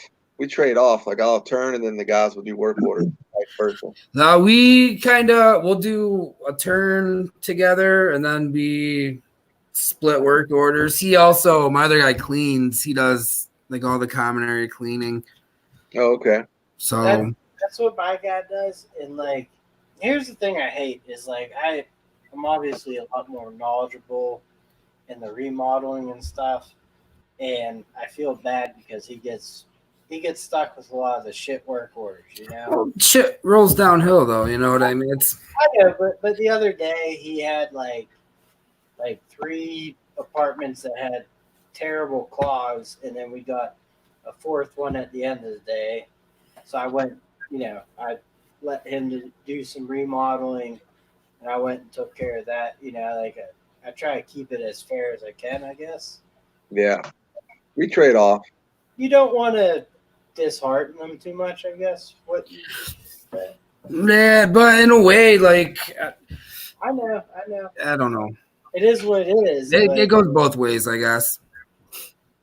I'm in a position where he kind of like, this is your job. This is what we hired you for. You're kind of doing the shit work, but that's what we need you to do is the shit work. So, and then we explained it in the interview process and all that. Like, it's not a fucking glorious job by any means. Yeah. So he knew what he was getting into. That's where I started. Yeah, me too. $8 an hour. Yeah, that's like when I started, I took every clog, I did. Yeah, you just do it, and that's where you kind of weed out who's gonna kind of get by and who's not gonna last long. If he can roll with the punches, man, then you can start dishing out the more difficult work orders and or teaching and showing him more shit. You know what I mean? If they have a hard time doing the cleaning and the shit work, then it's like let's get good at this first, and then we'll can't have the fun stuff. Right, like I send him out on a bunch of clogs because he still hasn't been able to nail everyone. I might have to come out, take a drain here and there. So I gotta keep giving him that. Right, he's got to get acclimated to be able to handle that, and it's part of the job. Yeah, I noticed the more that I learned, the cleaner I got. By the end of the day, I wasn't all dirty. Yep. Right on. Yeah. The more I learned, the cleaner jobs I got to do. And the quicker. Yeah. The quicker it got too. Well, dog station bags. These guys starting out too, like if you the stuff they're doing isn't hard, and like something really hard comes up, you're the one and taking care of it, So a lot of the stuff like that's more time consuming than anything. Yeah. And it kind of teaches them to be patient with it. I've seen a lot of people get frustrated with, like, especially clogs, working at it, and they don't want to break out the big snake or something and plunging, or they lose their cool. You kind of gotta give them those jobs to teach them how to react, I guess, in a way. Be able to See, handle here the stress of it better. we use a lot of them zip it ties that you can get for like $2. Yeah, those are like I said, like a jab saw, like a drywall. Mm. We use that for our Drywall, sinks and tubs, and then we've got a 6-foot toilet snake, and use that thing. I think that is actually like original. the hand auger. Yeah. Yeah. So we Can't go use wrong that. with those, man. We don't have a big motorized one, but they've talked about making us order one. It's like, man, sometimes if it's that bad, you're gonna tear something up. Yeah, I have one. I have an older rigid from like the late 90s that we have to break out every now and then for, clogs that are farther down the line. But for the most part, those hand augers Mm-hmm. do the It trick. takes care of like 90-some-odd% of them. Yeah. Those are super handy to have around. What's up, Dano's Toolbox? Thanks for joining us. Yeah. If anyone has any questions in the chats, send them in. Eric Cantu says, I use the lip. You tear off a new 5-gallon paint bucket. For cleaning out sink drains, I could see that working. Yeah. I know Lex doesn't like the sink it snake things. Yeah, I use my sheetrock knife. I swirl it like spaghetti. Everything gets caught up in the teeth. Yep. What brand paint do y'all use on properties? It's PPG. Master Hide. Sherwin-Williams. Sherwin. Yeah. Now, do they deliver that, or y'all got to go pick all that up? I get it delivered. I have a local mom and pop place. I pick up. It's 5 minutes from the shop, so it's a nice little break.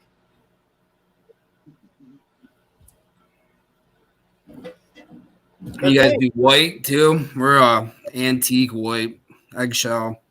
We were white lace eggshell, then we were divine white eggshell, and now Divine white. we are some sort of gray blue thing. We're sand fossil tan. Sand fossil. The names fascinate me. I want that job. I want the job who names paint. Yeah, I mean, like, I'll be honest with you guys. I don't know if you've seen the pre-mix stuff at Walmart, but that's not too bad either. I've never looked. Yeah, it's not bad. If you have your own rental properties and stuff and you want to. I have it good in with a local company. It's Rochester Paint. They're good guys there.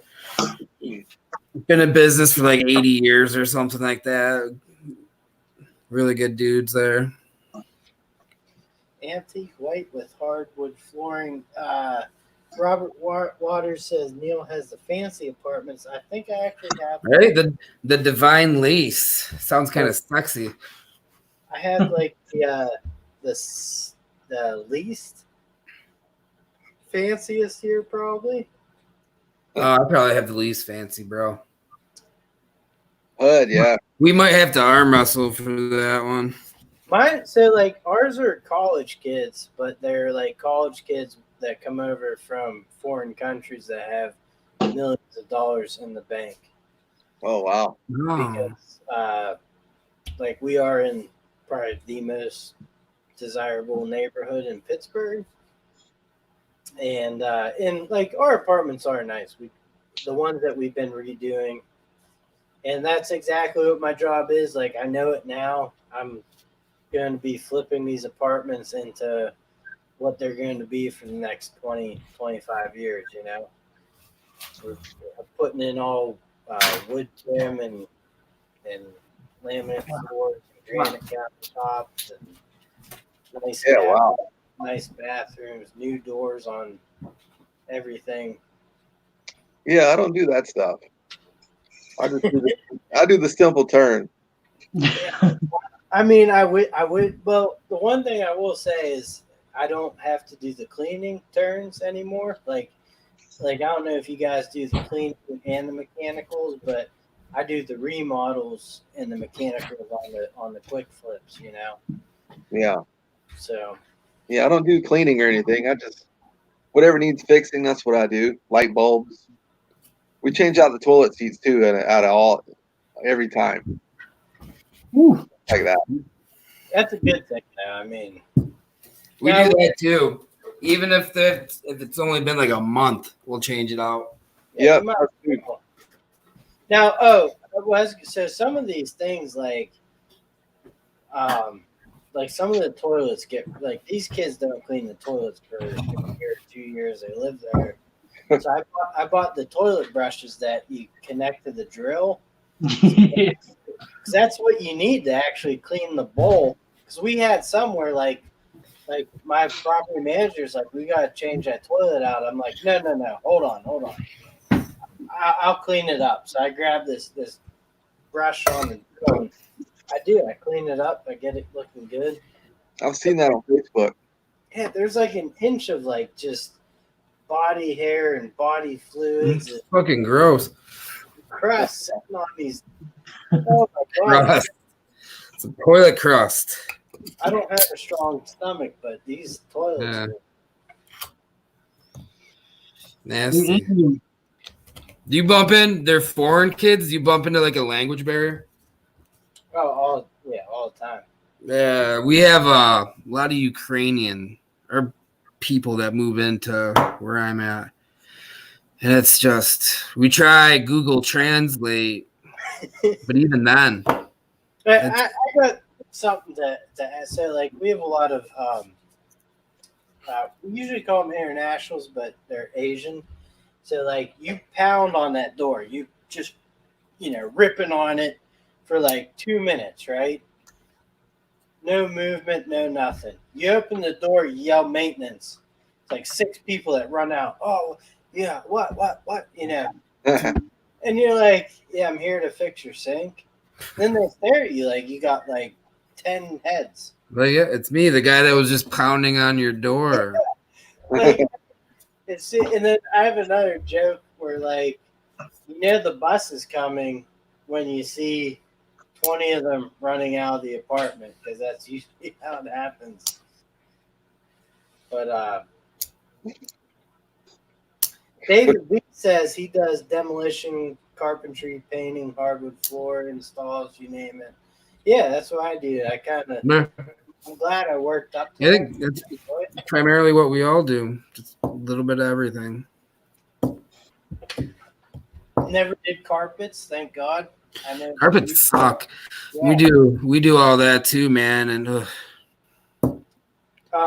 we go through it so quickly because these people don't take care of their stuff either. And our corporate office would rather see a brand new carpet than one that's even like slightly delaminated or stained or whatever. So Eric Cantu says, do you guys do anything that your companies make you do that a normal maintenance guy wouldn't do? His is pest control. I definitely am a pest control guy. And my first answer would, when I first started there, they would have me go in the bathrooms and clean up the mold that grew on the walls. And I said, fuck this shit. You got to open up a window or something. And it's not my job to clean your apartments. And eventually they told tenants, like, even if we have to give them a bottle of something to clean it yeah, off, we'll do that. We don't We'll clean do for that. them. Like, Here's I'm some not- bleach. Yep. Here's a sponge. Here's some gloves to wear. Some black nitrile. So yeah, that was my one thing that in the event 2 years I got to change. So We don't do anything that goes against. I'm the supervisor, so I won't. There's no way. I'll speak up if I feel that it's not in the job description or however you want to put it. Like I don't do bullshit. what about you? I'm sorry, you cut out there. Would you say something? Do you do anything that a normal maintenance guy wouldn't do, or I guess or you don't agree with what you have to do? People's honey-do list, hanging curtains, hanging TVs, hanging pictures. It's like, why? Yeah, Do you get assigned that stuff, or do you just do it because they ask you? yeah, you got kind of have to, right? Yeah. Yeah.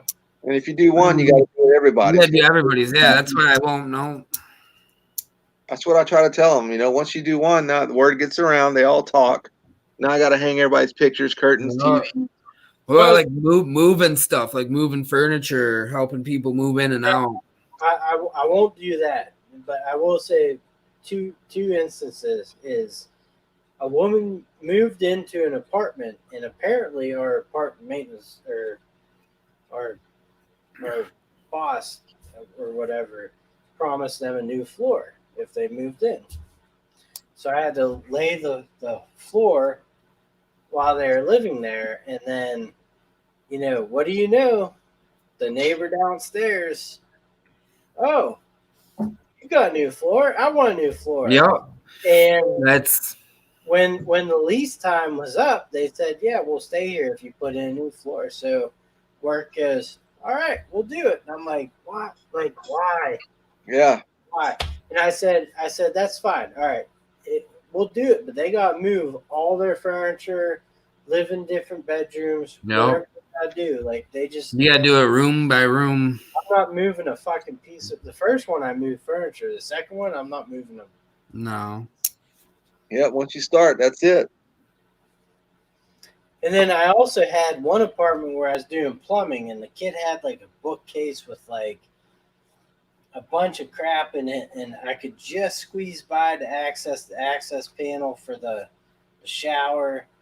And literally, like, this thing was fucking wobbly, and I was there for like probably 3 hours, put new shut-off valves and stuff, and I go to get out, and like literally I tap this fucking, just tap it like it was a gentle tap of the bookcase, and the whole thing fucking shifted and fell over. Oh fuck, man. That kid goes over to the office, tells him about it, wants his fucking money. And I was like, you know what? That was my fault. I should have told that motherfucker to clear this goddamn. To move it, yeah. And then, I did tell him when I left, I was like, listen, if you get a new one, make sure you have someone else build it, because you can't build shit.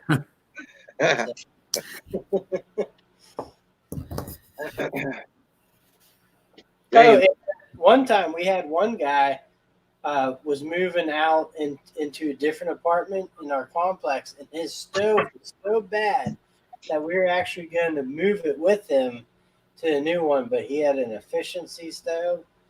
That would have been funny, but we weren't able to do that.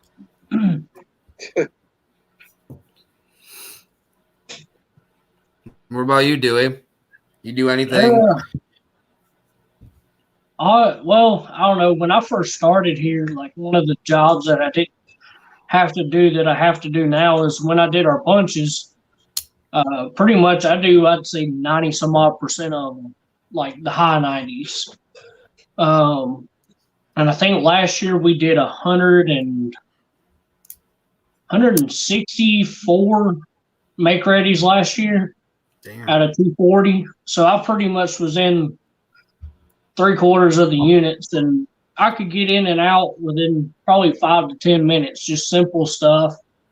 And then we had a painter that started not doing his job that well, so they had to start taking the paint covers off. So now I have to put all the paint covers on. That eats up about 45 minutes, just having to carry all the plates around, the screws, all that. Sucks. But really, there's things we don't do on property. If we walk into a unit and you have a dog loose, period, in your apartment, you're automatically declined until you put your dog away. We had a maintenance tech get attacked by a dog into last year. I'm not going into an apartment that has a dog loose. Mm-hmm. But other than that, we don't have much odd stuff that we have to do around here.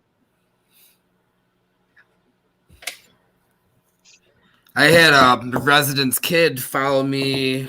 She would like fall asleep, and this kid would get out of his unit. Like it was last summer. He probably was out of that apartment like 2 weeks straight. So I kind of felt like I was babysitting him. He'd come follow us around. We'd be fucking around outside doing, some grounds work, some landscaping, whatever. And this little 5-year-old kid would be hanging out with us. So that kind of made me feel like a babysitter for a little bit.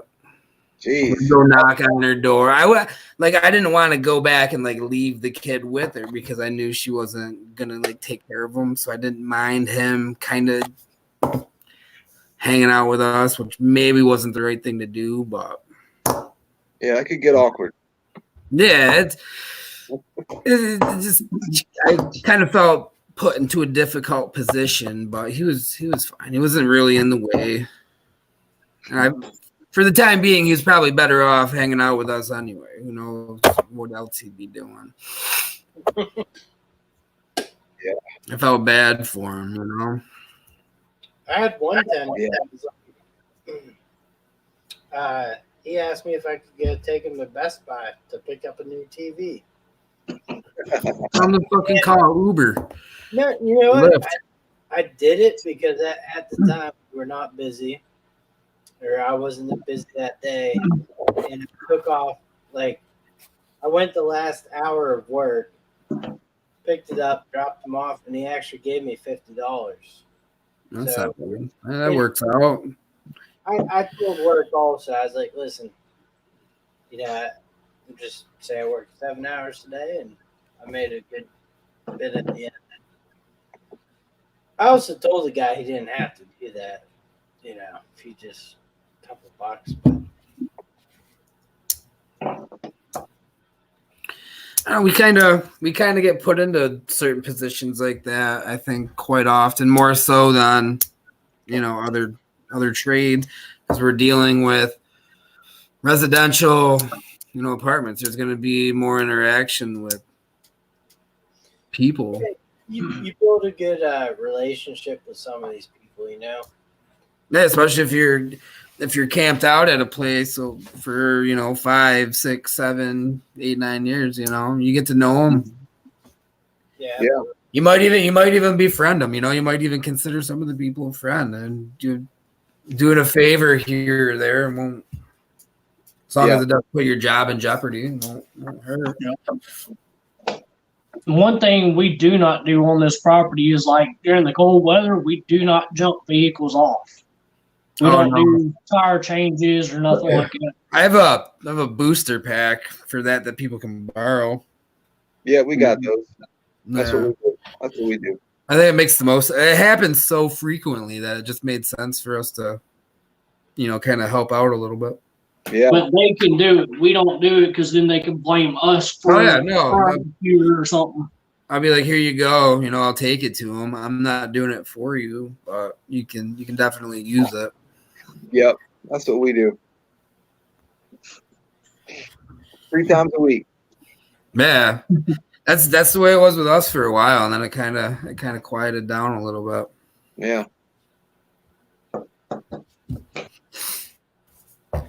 That's what gets me there. Doing people's honey-do list. I don't like it. Yeah. We've been put into positions where like we put in a certain type of faucet, and then people want like a gooseneck or one with a sprayer or one with the handles that pull out of where the aerator is or whatever, those pull down types. Yeah. And we'll pop those in for people, no problem. Or they want a ceiling fan put into a dining room instead of the light fixture that we install. Yeah. So do y'all have washer and dryers on y'all's property? Y'all rent them out or? Yeah, we rent ours out. We have a laundry room that we rent out to a company. Yeah.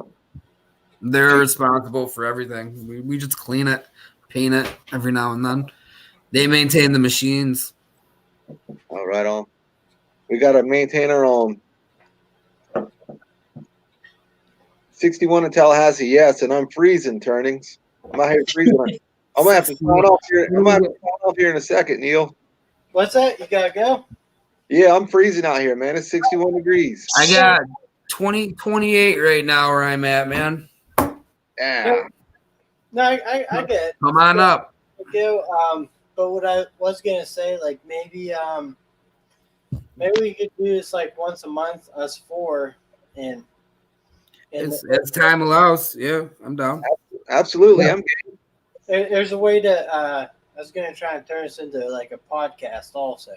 So yeah, that'd be great.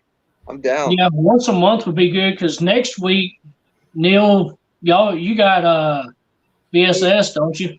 Yep, BS Small Engines. I'll be on his live stream with Client Graphics Saturday. 9:30, 8. Maybe it starts at 9. Whatever. Whenever he tells me to show up, I show up, man. So let's maybe like the first Saturday of the month?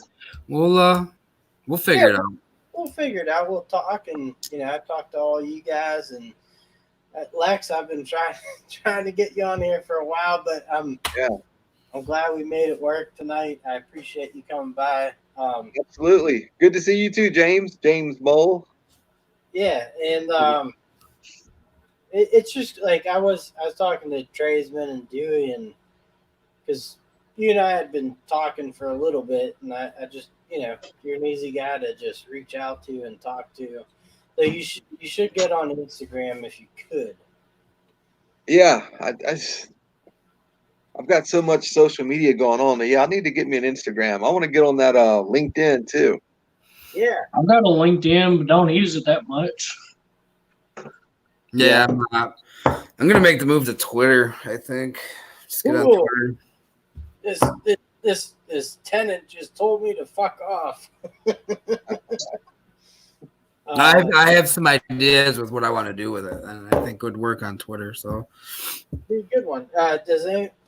Lex, you gotta jump off. If anyone wants to stay, I'm gonna be on for a little bit longer.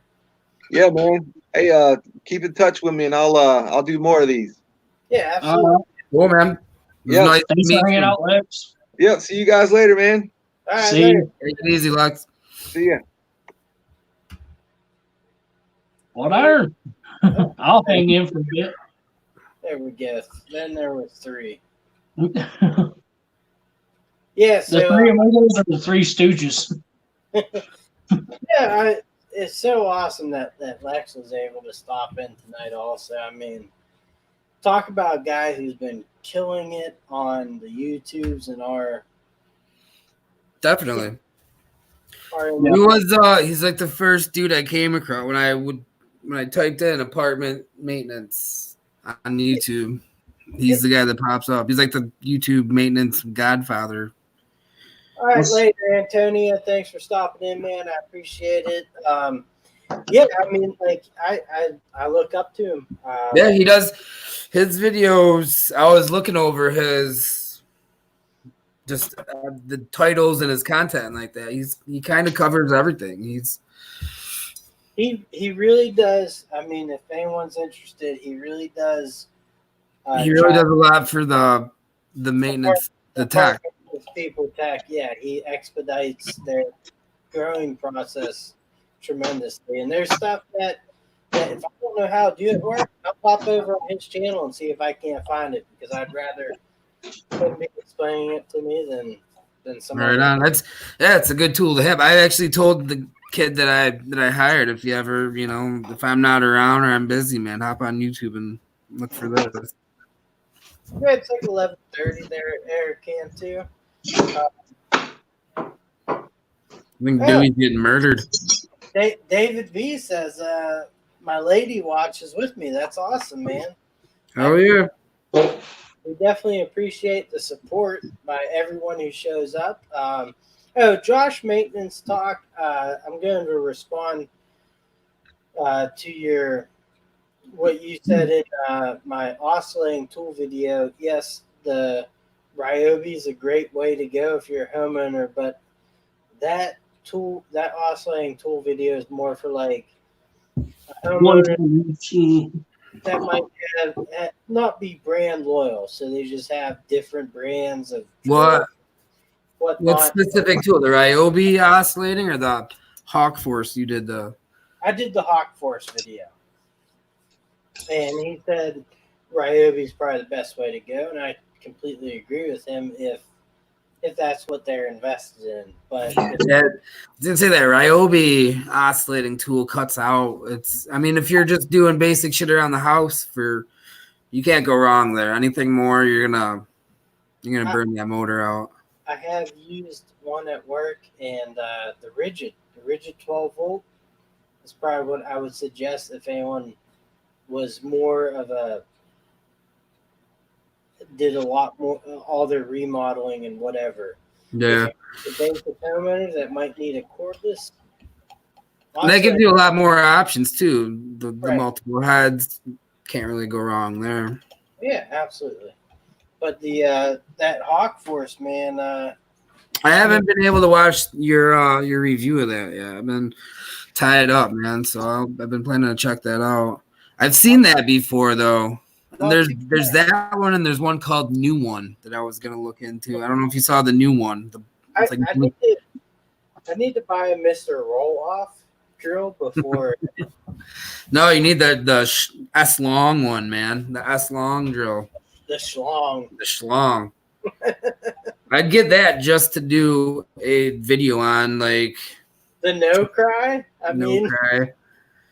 The fucking names they come up with. Like if you use this, cry. No cry. No cry. Good tool. It worked good. No cry. No cry.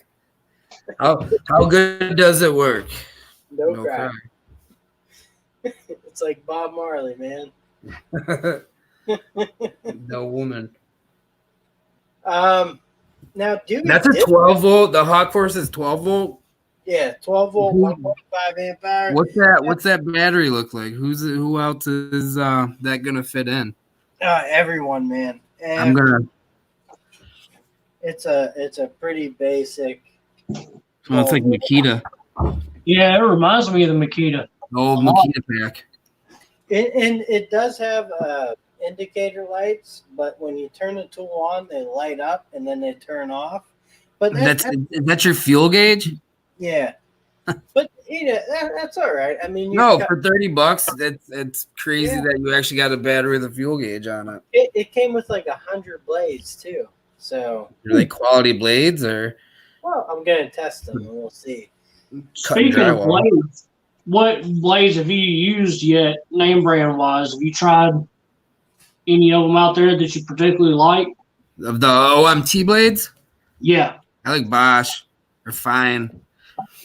So, Rigid makes good cheap ones around Christmas time. You can get a fucking 40-piece kit for like $40. Those are good throwaway blades.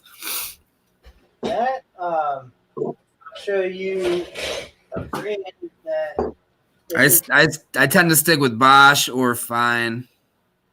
Hyper Tough. That's like but to be honest with you, a lot of mine is so at work we have like very thick plaster with metal lathe, and if we do a like cut out an outlet or something, I use a Dremel carbide tip blade, which for a 4-pack it's like 40, or a 3-pack it's $40, and I'll probably go through a lot of blades doing that shit, man. A ton of blades. Yeah. Ton of blades. I can't imagine. So you have to buy cheap in that case. That way you're not going over budget just on OMT blades.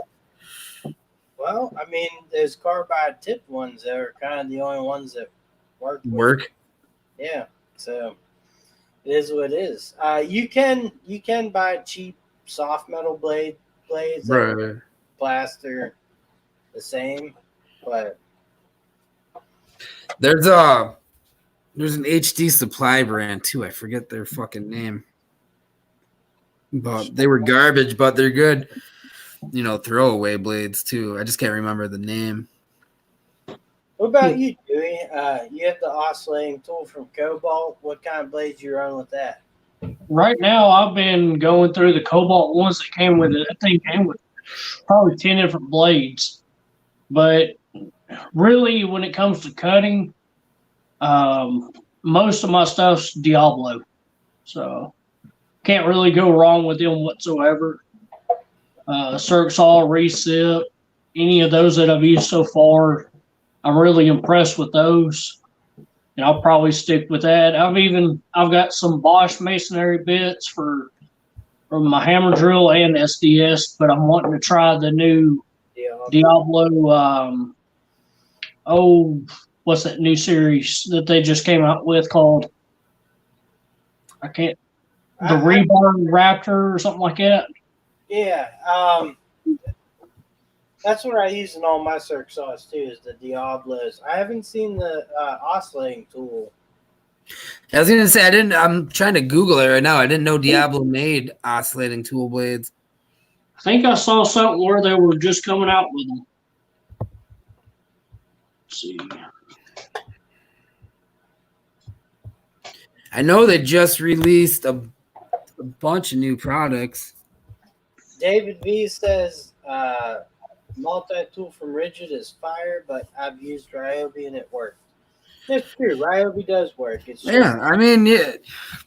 If you're just cutting drywall, I think that's where anything more than drywall, I've had it, bind up on me. But that's my experience.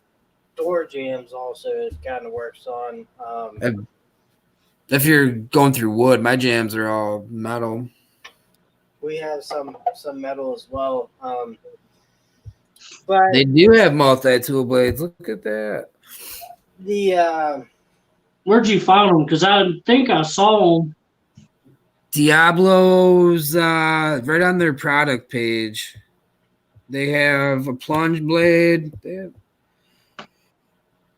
grout and mortar blade, wooden flexible scraper blade, sander. No shit. Yeah, go right to Diablo's product page. I'll see if I can't send you a link to Instagram. Cutting bolts off toilets suck with the Ryobi.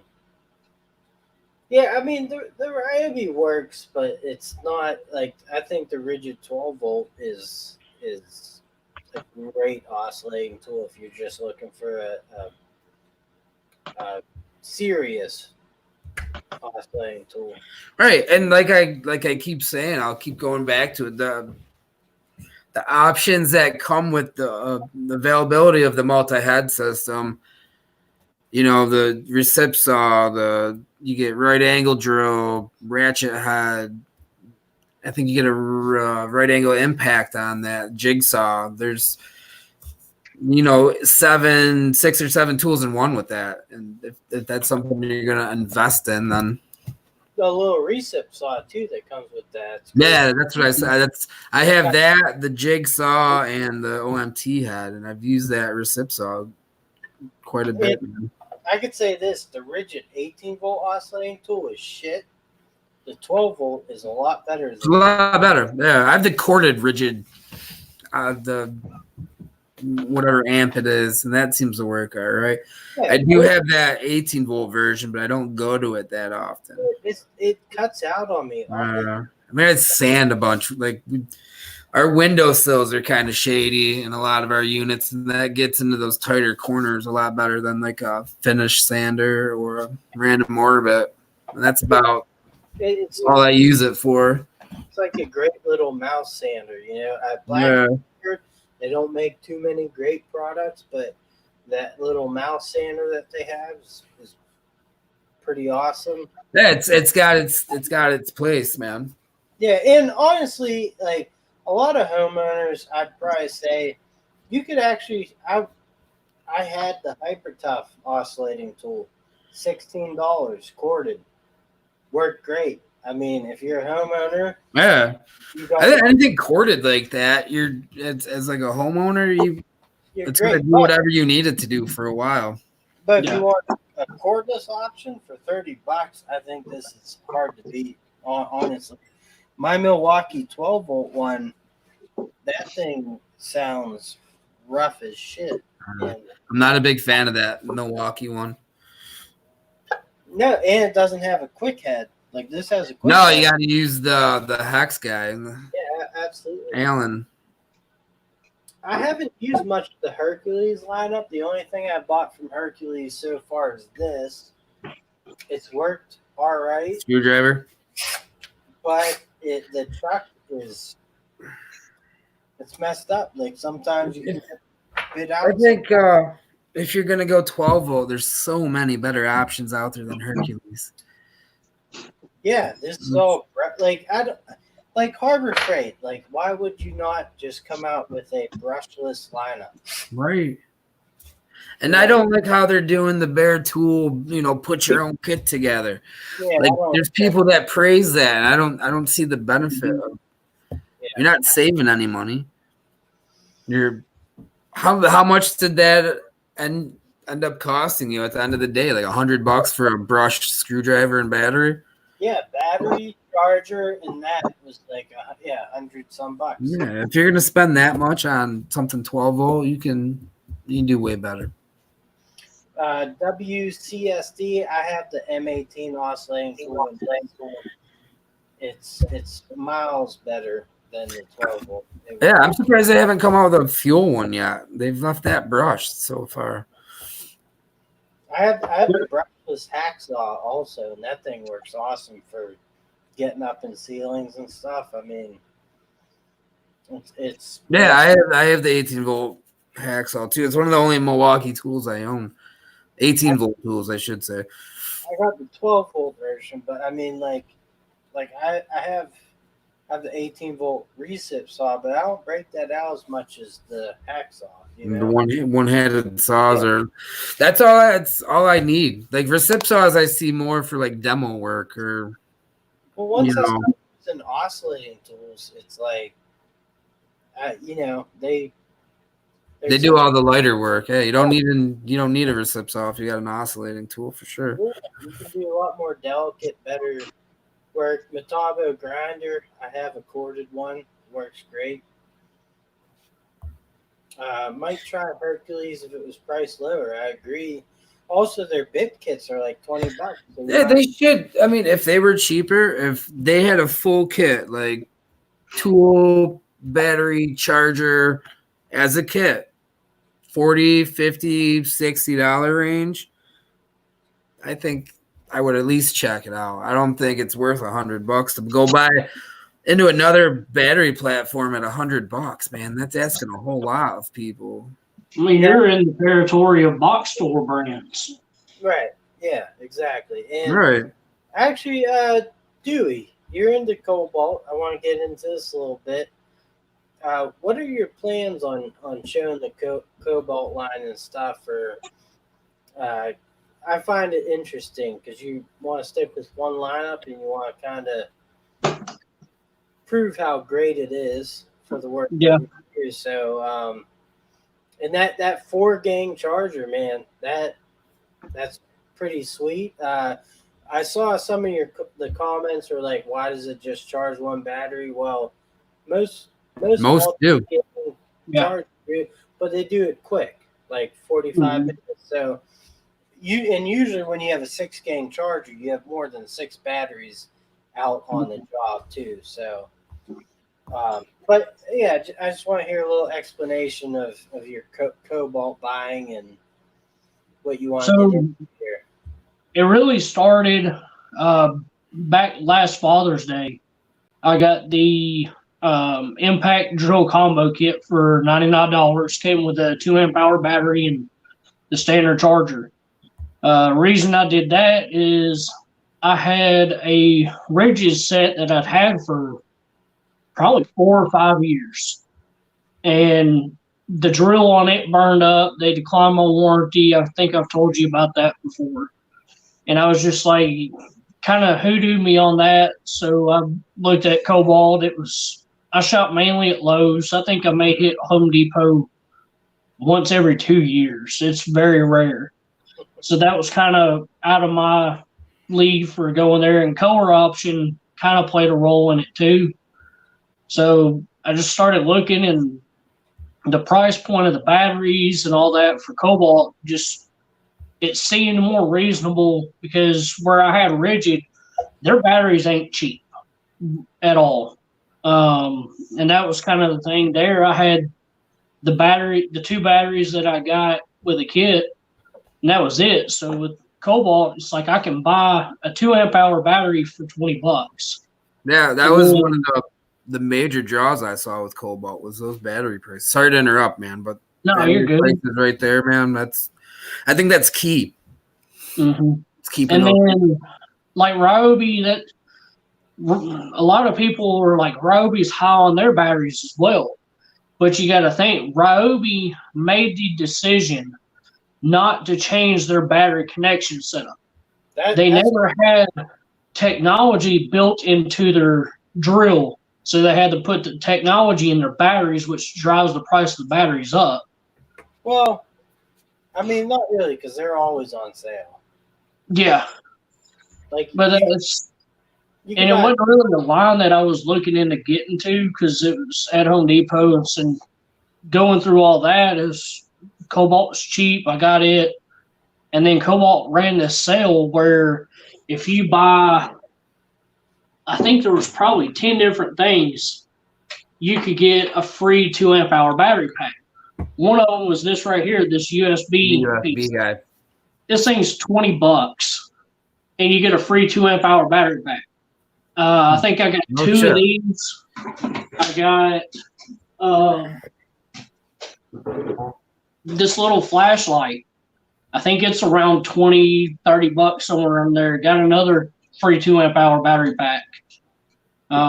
They just ran a really good deal. If you bought Bare Tool accessories, you get a free 2 amp hour. So that's how I really got a lot of my batteries that I've got now.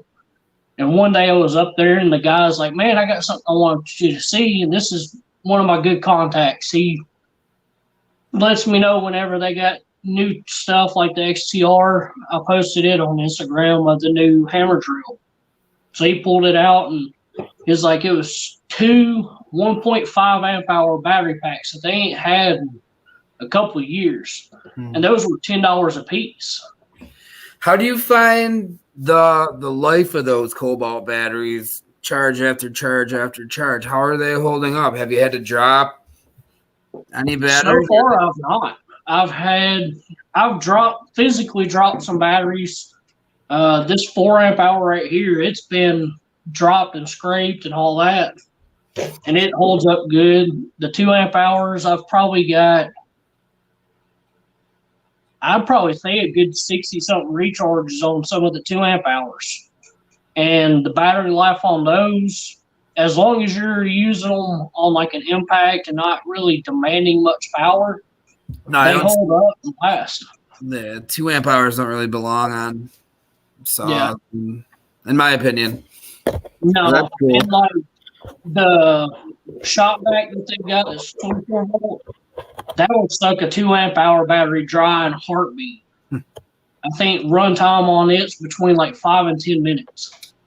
They have the little what is it, like 3 gallon box? Hang on a second, I'll show you.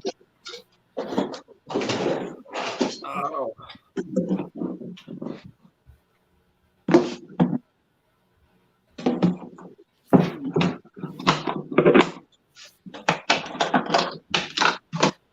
It's a solid lineup of tools. That's how the Milwaukee does. Yeah. And to me, this is a spitting image of the Milwaukee. But it's got these 2 attachments that store inside.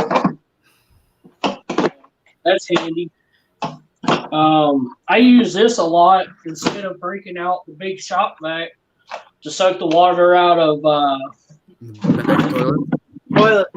toilets going into the AC closet, cleaning out that.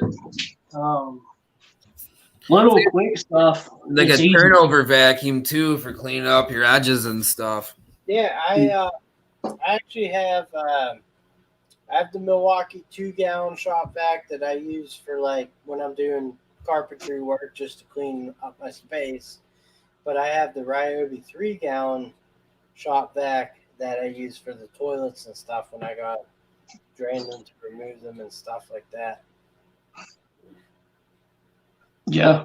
The Ryobis work great. To be honest with you, I've had 3 Milwaukee batteries fuck off on me in the last year and a half. Ryobi, once I moved to lithium ion, I have not had one of those batteries die yet on me. Yeah. That's kind of the way it is on these. I think they've got enough technology in the batteries where they don't undercharge. Right. And they save themselves at, I can't remember what voltage point it'll actually kill it and just start flashing and saying, hey, I can't do this. Yeah. Have a great night, Dana's Toolbox. Thanks for joining us. Yeah, like I guess Cobalt's the same way as Ryobi, where like, you walk out of Home Depot with a Ryobi tool, and they're like, "Hey, you want some free batteries with that?" Right? We're just giving these away here. Yeah. Like, Stuff your pockets full of these 4 amp hour batteries. so I think like Cobalt in the way is like Ryobi is to Home Depot, Cobalt is to Lowe's. I think they're just a step above Ryobi in like build quality. Absolutely, I agree with that. I think their quality's up there. Their marketing is way stronger. Like there's always a Cobalt deal going at Lowe's, and I think that's one of the things. I think they push Cobalt more than Craftsman, honestly. They did. Just my opinion, Stanley Black & Decker bought Craftsman to sell to the masses of faithful Craftsman buyers. Yeah, that's a very good point though, because Craftsman, like they're such a big like thing when they came out, but they've been sitting on the same tools that they released 2 years ago. Yeah, because they shipped it back to DeWalt now. They're trying to up the game at DeWalt a little bit. There's been no evolution there. Meanwhile, Cobalt's coming out with some more professional-minded tools. Yeah. And I'll be honest, I've used Craftsman since I was a kid. That's all my dad had in his toolbox, and I think I've owned everybody. When I first got into the industry, everybody had those 19.3 volt drills, those old big ass NiCad drills. Everybody had one of those. Overpriced too. I'm gonna grab 2 more beers, take a piss, and then when I'm done with those 2 beers, we'll call it a night. Does that sound good? Sounds good to me. I'll be right back. Yeah, I have a lot of respect for what Cobalt's doing, man. I think Shervon is doing the right thing with them. Yeah. And with these new tools, I think a lot more people, they're going to definitely catch a lot more people's attention. Tomorrow I got to go to church, but after church, I'm going to go to Lowe's and I'm going to do a store walkthrough. I can't go live right now on my phone. I wish I had the 1,000 subscriber mark to where I could do that. Right. I'm going to show what all they've got. As far as I know, my main store, which is Madison, that's where my contact's at. He has the hammer drill, the recip saw, and the circ saw in the new XTR lineup. The rest of the stuff, I think he said, was showing up today. They should have it unpacked tomorrow. What else? So I should be able to get the first glimpse of the new 5-tool kit with that Cobalt's version of the pack out. Oh, right on. With the rolling case. Dude, that thing looks sick. Yeah, I remember that picture. Dude, that's pretty cool. Do you know if they're gonna make more as far as like tool storage? Are they just focusing on power tools? Or are they gonna kind of open up what they're doing with like they capitalize on that case? You know what I mean? So I can neither confirm or nor deny, but it is in strong recommendation and not acknowledged to them about a similar storage Similar system. system. I would get into that. A, because the price point's probably going to be way lower than Pack Out, and B, I'd like the blue and black, man. It looks sharp and it's different, and it's you can almost guarantee that it'll be almost half the cost of a Pack Out, if not more. I would definitely say if you're getting on curb appeal, Cobalt has a lot of that. Yeah, especially this new lineup. And They look meaner. It's not just the color, but like they just have a very nice looking tool. They got attitude to them. It's not like cut and dry. It's like, oh, we threw this together. It's real cheap. But I think they're starting to know they've got a good fan base, but they're just not represented on social media as much as they should be. They're not taken seriously. It's just like Ryobi. They're just nobody takes them seriously. Well, and then you've got people, and I'm not the only one with as many tools as I've got from Cobalt. There's people on the Facebook page that's got just as many, if not more, than I do. Molson. It was on sale. You're up on that Canadian border, right? It's about an hour. That's something we do need to do, make a road trip to Canada. Let's go. Let's see what Canadian tools we can find, eh? I think that'd be a fucking cool video if we all Dewey did it, come swing by, pick me up, go up, grab you. And we'll head north. Go up there. That'd be cool. Yeah. A maintenance life in Canada. Let's go across the Mackinac Bridge again. I'm in Pennsylvania. I live in Pittsburgh there. Josh Maintenance Talk. Cheers. You're really not that far from me. No, I'm not. Well, fuck. What are you doing right now? Let's go. Shoot, let's not forget time change is here in a couple hours. Oh, I got in 4 minutes for me. I got my clock changed over. No, we changed it 2 o'clock. I thought it was Not midnight. midnight. 2 a.m. I don't know what they are, but I just changed it over tonight. Man, why not midnight? Why wait till 2? That doesn't make any sense. I don't know why they do that. To me, the whole thing's stupid. Shouldn't do it anyways. Man. Well, I don't know. I always enjoyed the fall back. I just hate the spring forward. Yeah. You lose an hour of pay in the night shift. I like it when it gets darker earlier. I like the fall. For some reason, like nighttime at 5:30 makes more sense than when it's night out at like 8 or 9. Later, WCSD.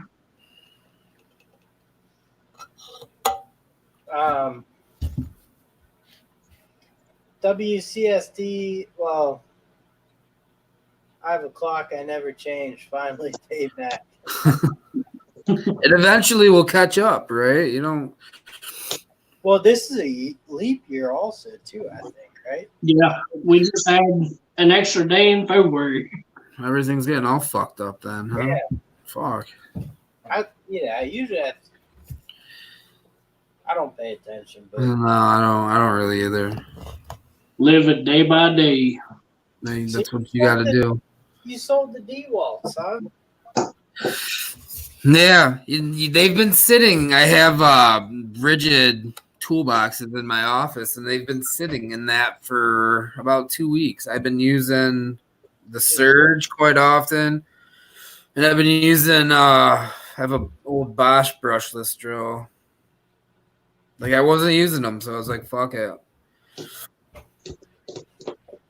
Yeah, I was thinking maybe just leaving them around the house, but to be honest with you, the Hercules is kind of a little built better than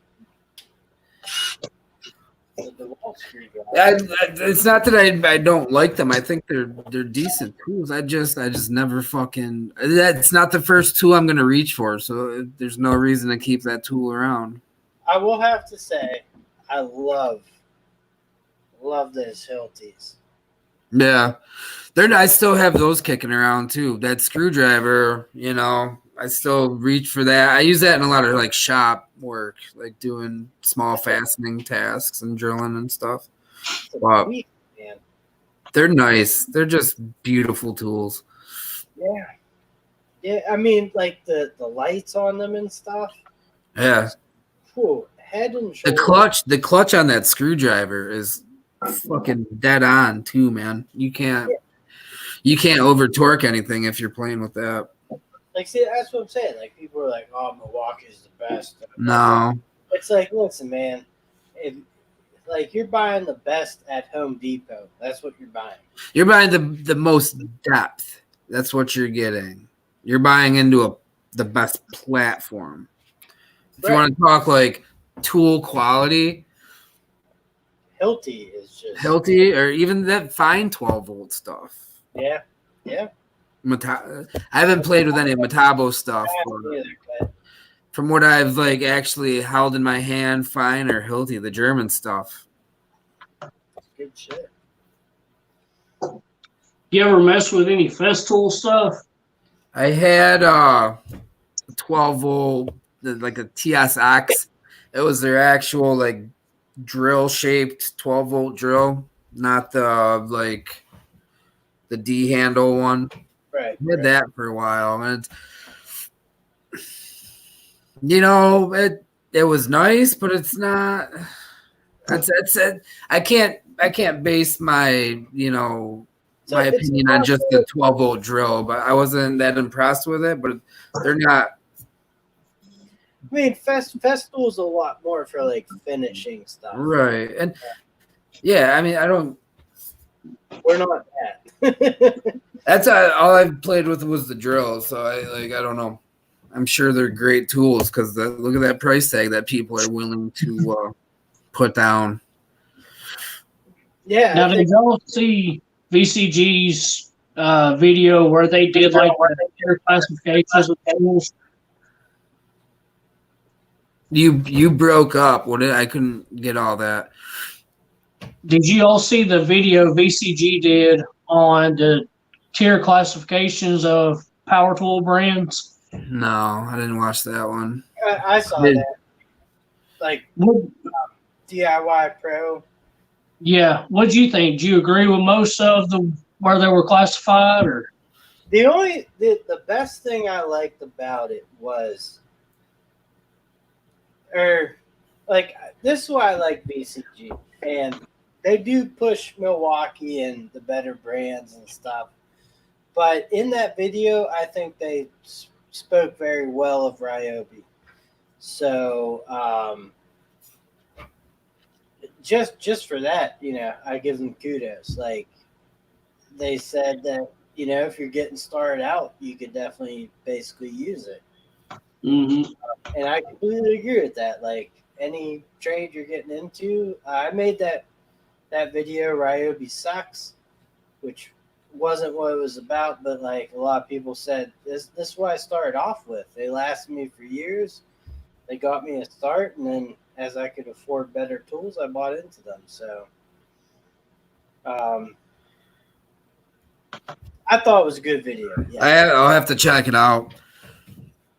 My opinion on that is I don't want to break it down to professional, DIY, prosumer. I don't think of course that's what's going to happen, but I don't think we need those classifications. I think it all depends on what capacity they're being used in, and a lot of tools can be used in a professional capacity. Well, Slauson had a good point. You got to take out a loan to buy the fast tool.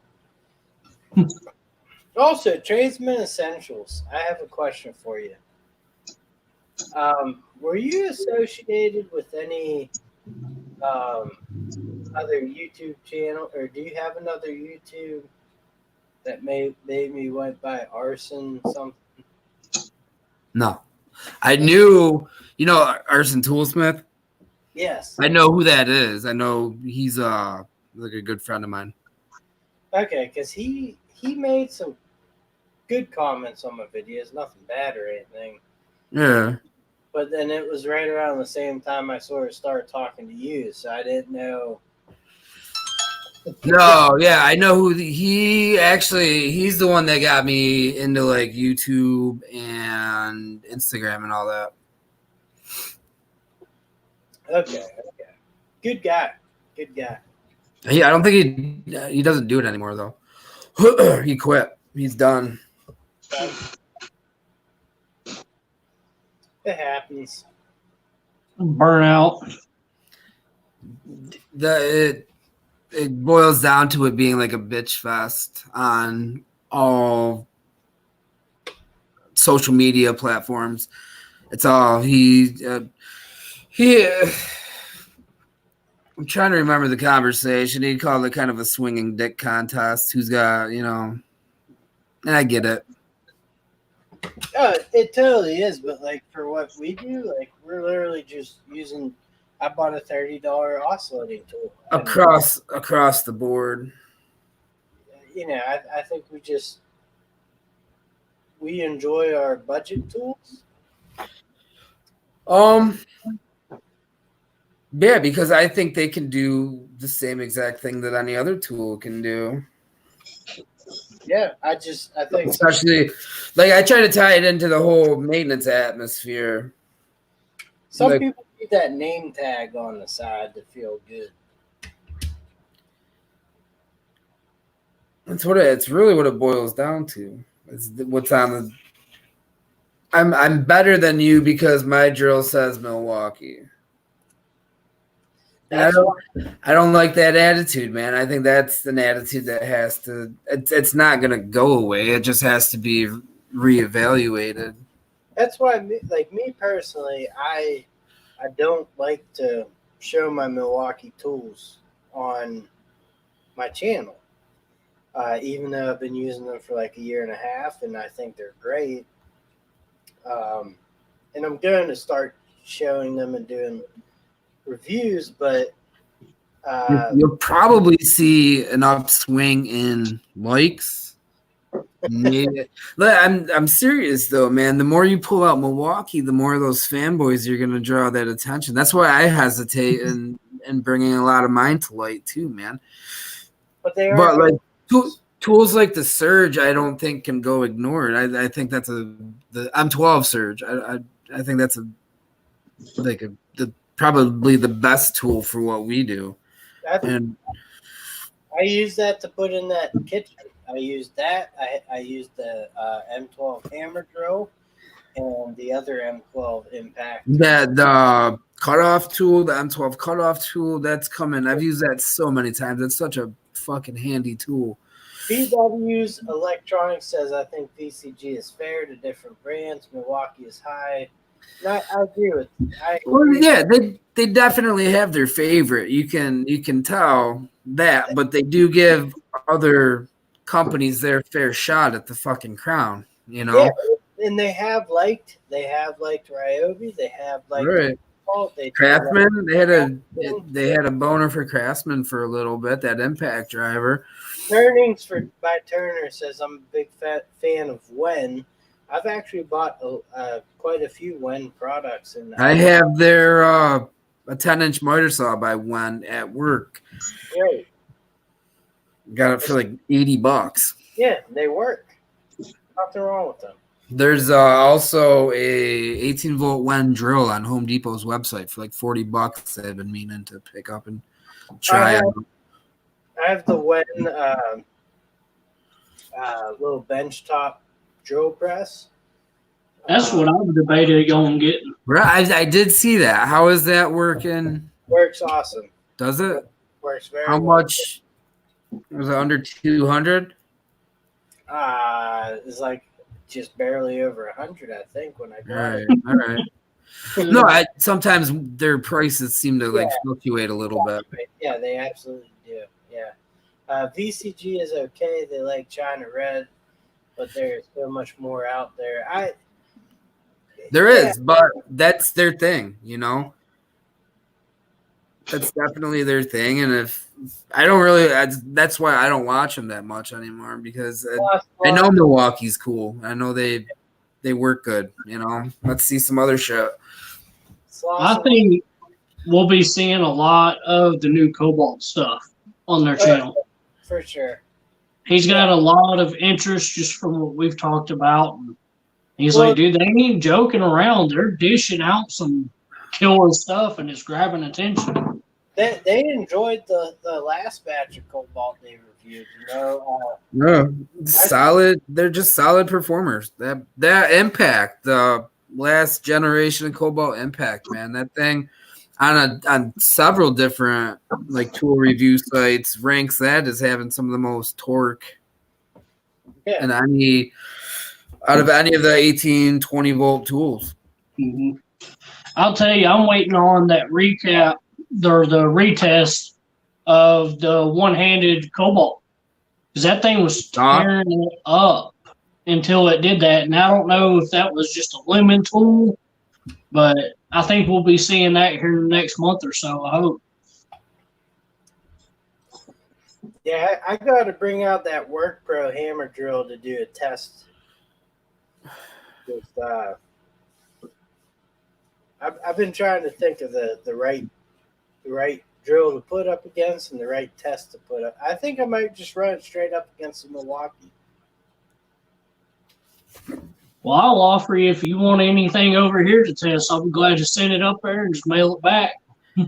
Yeah, I've got 2 of these impacts, so I won't be missing one. That might be a fair battle too. The Work Pro versus the Cobalt hammer drill. If you think about it, they kind of look similar, build wise, body wise. Maybe we could roll on the live stream like you and Client Graphics. There you go. Yeah, and we talked about that. I think it kind of went pretty decent for a first time. Yeah, I agree. Put it up against the rigid hammer drill too. That sort of class. Actually, I'll be right back. Hold on.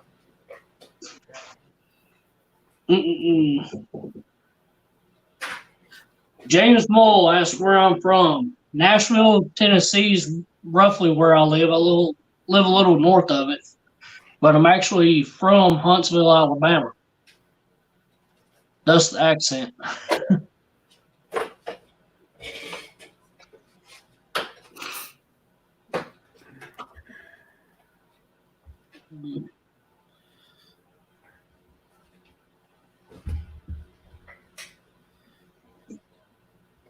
I mean, I will say this thing is they do look a lot alike. So in my head, that's where I want with that. What RPMs is that Work Pro spinning at? Like 1800, 2000? 1700. 1700. Cobalt's at around what? That's 2000. That might be a good jumping off point with it. And then if I'll look and see what the first speed does on it. 450. I think first is like 5 something on this one, I think. They all most range between 4 and 5. Most are right around 450. Yeah. But it's also like off-roading. Sometimes you just want the torque. Oh, you just throw in a spade bit and let it fucking rip, man. That's something we need to do is we need to get either the Bosch self-feeding paddle bits or get the Diablo ones. I have the Bosch. I have a ton of the Bosch that I bought right around Christmas time. I send you guys those if you ever need them or get them yourself. I have that rigid, the 18-volt hammer drill that could compete. You could go 3 ways with it. Cobalt, rigid, Work Pro. Yeah. I think that'd be something good to play around with, kind of like a stream tool battle. Yeah. I mean, this Work Pro thing, man, I'm impressed by it. I meant to tell you, I picked this up last night. Nice. I finally got a hold of one because they've been out of the stores for a while and got a message. He said, "Hey, come up here to Lowe's. We got one."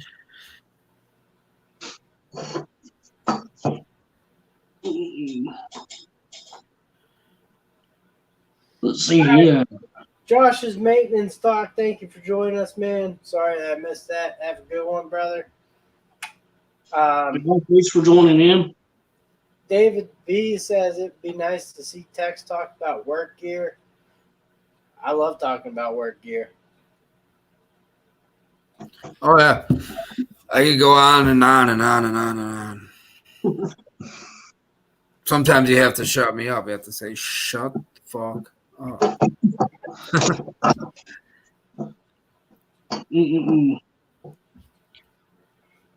Have you taken that Work Pro drill like on a job site and put it through some paces, or?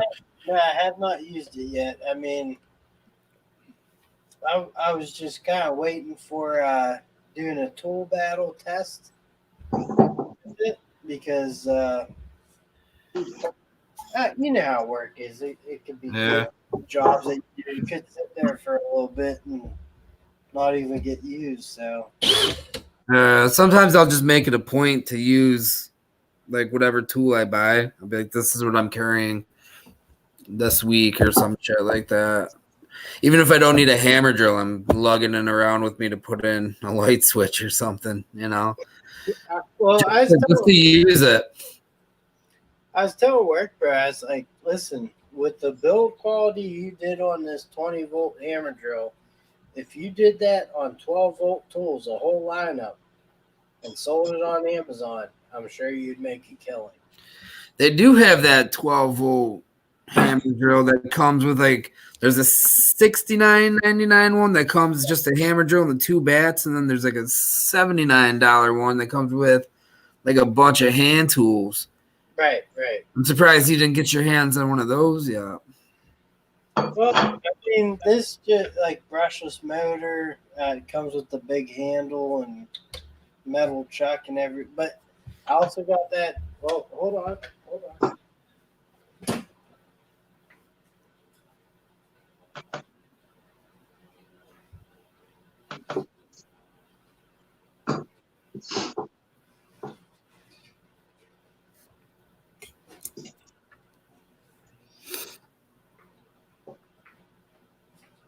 $10% off if you join the Work Pro Club.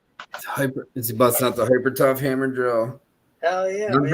There's your fucking head-to-head, dude. Hyper Tough Work Pro. Dude, this Hyper Tough, man, is not bad at all. We got, well, it goes to 1400.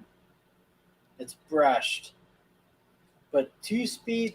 See, this was like people are like saying now that Heart's out, Hyper Tough's dead. Fuck that. If you're a homeowner, don't spend. No, they're making more Hyper. That hammer drill is brand new. They're still putting money into Hyper Tough.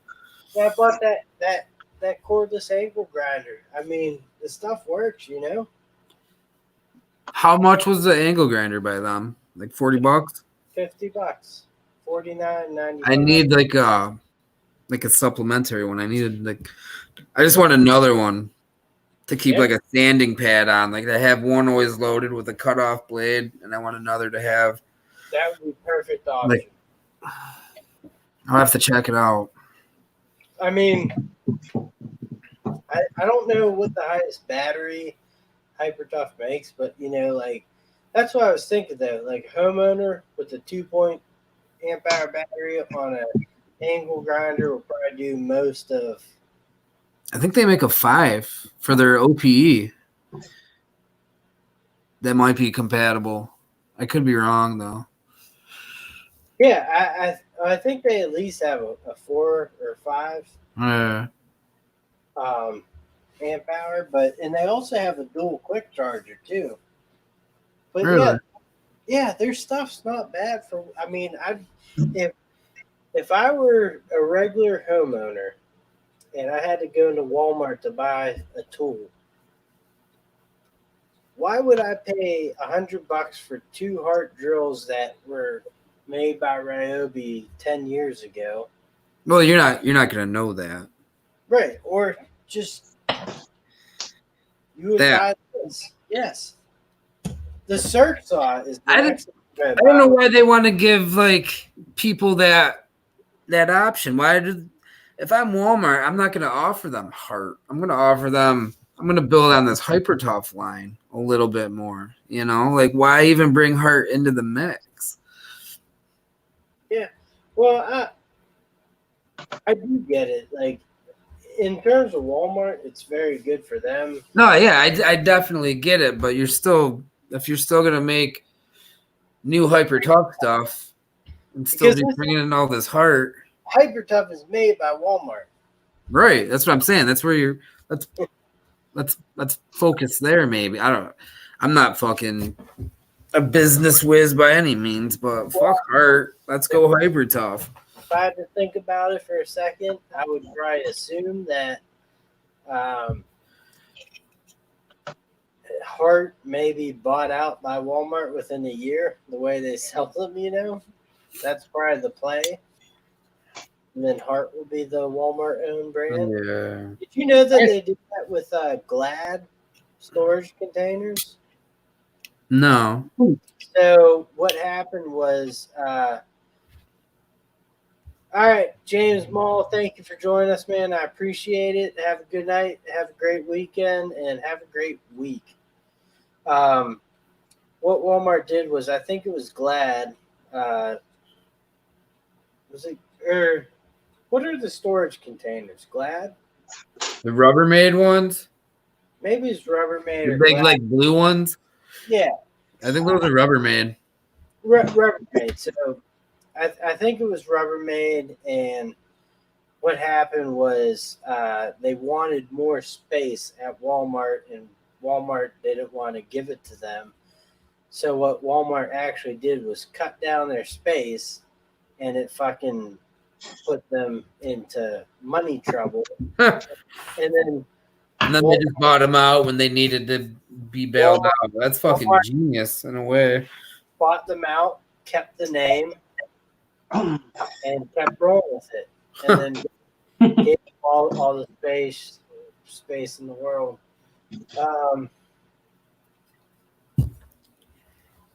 Fucking Walmart. Jason, Just like the people in McDonald's, they crooked how they came up with McDonald's and made it to what it is. right?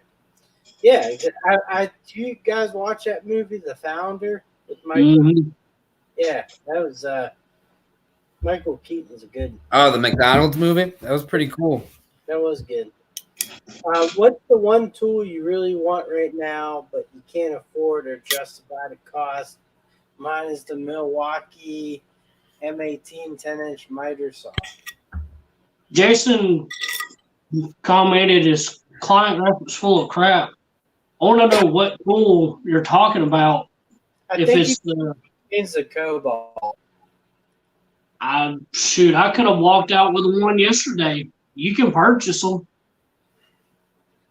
It's been bought. I know there's a bunch of people that's bought XTR stuff already. Yeah, I think it might just be like the different wherever they play. I don't think all locations have them, but some do, obviously. Mm-hmm. Yesterday they had 3 of the hammer drills. They had 2 of the resets. Damn, that's awesome. So one tool I want to buy right now. Actually, to be honest with you, I can't break it down to one personally. I could. Mine would be the M18 8.5-inch or whatever table saw. That's it, yeah. Would be I think I need to have. I like a lot of Metabo HPTs, cordless, like the table saw, their miter. I want their complete lineup of cordless nailers too. That's where I would go. I can't pick just one out of that bunch though. Yeah, Jason Chipman, man. I think different places just have different things. I know I go to one Home Depot here and I go to another the same day, and they have different, one will have different tools out than the other. Just all. That's true. David V says every guy starts at Walmart. I'll be honest with you. I started with a bunch of Stanley hand tools and stuff, and I like Stanley hand tools. And actually, my first cordless drill was a Kawasaki 19.2 volt NiCad drill from Walmart for $30. I just picked up the 14.2 volt Kawasaki, and I've been doing some tests with it. So stay tuned. You guys might be surprised at what I've found out about the Kawasaki. I like the drill. It's fucking huge, man. The grip on that, I have to hold it with like two hands to drill anything. Well, dude, that's the thing about like what I've learned about Ryobi and Cobalt and stuff. Like a lot of the older guys that used a lot of corded stuff and whatnot, they like the bigger grip and the bigger drill of what they are. The Ridges and the Ryobi and the Cobalt, they like that big bulkiness. Just saying. And it same goes. Get it? My maintenance supervisor, he does not care for impact drills. Where A lot of the old school worse guys than not. don't. Is he older school? Yeah, he's like mid-60s. Yeah. I found that a lot of older guys don't care for impact drills or impact drivers, I mean. It's the devil's work. Yeah. It shouldn't work based on this. I don't think they're used to the trigger, how you can adjust your speed with the trigger. Variable speed trigger. Just the ability to drive a screw that easily with minimal effort, you know? Like you said, the Surge, just having those 3 settings or 4. That thing's a work of art, man. I don't care. You can finesse the fuck out of shit. Oh my god, it's just so Have smooth. you ever seen how this one's set up? It's got 4 settings. You got 3 speeds, and then you've got an actual finish button, so you can see the flush. It's like you gotta to squeeze the trigger each time you want it to get that hammer. I had the previous gen for a little while, the impact, the draw. I had the one-handed recip, and then I sold that all off and bought a bunch of Hitachi stuff. All right, It boys, was on sale. we're gonna wrap it up here. I'm almost done with my last beer. What would you Oh, yeah, I gotta take a wicked piss. So what would you guys like to say to finish things off here? don't smoke crack. Don't do drugs. And if you're gonna drink, do not drive. And thank you guys for joining us. I appreciate it. The chats definitely had a great show. Anybody that's gone the distance with us tonight, you guys are awesome. If you guys could hold on a second. But thank you guys for showing up. I appreciate it. Fucking awesome. And till next Thank time. you. Yeah, we're here for you guys. And subscribe to these guys. Dewey did it and Trey's Minnesota. Not me. Hit the thumbs up. I'd appreciate it. Later, everyone. Have a good See night, y'all. guys.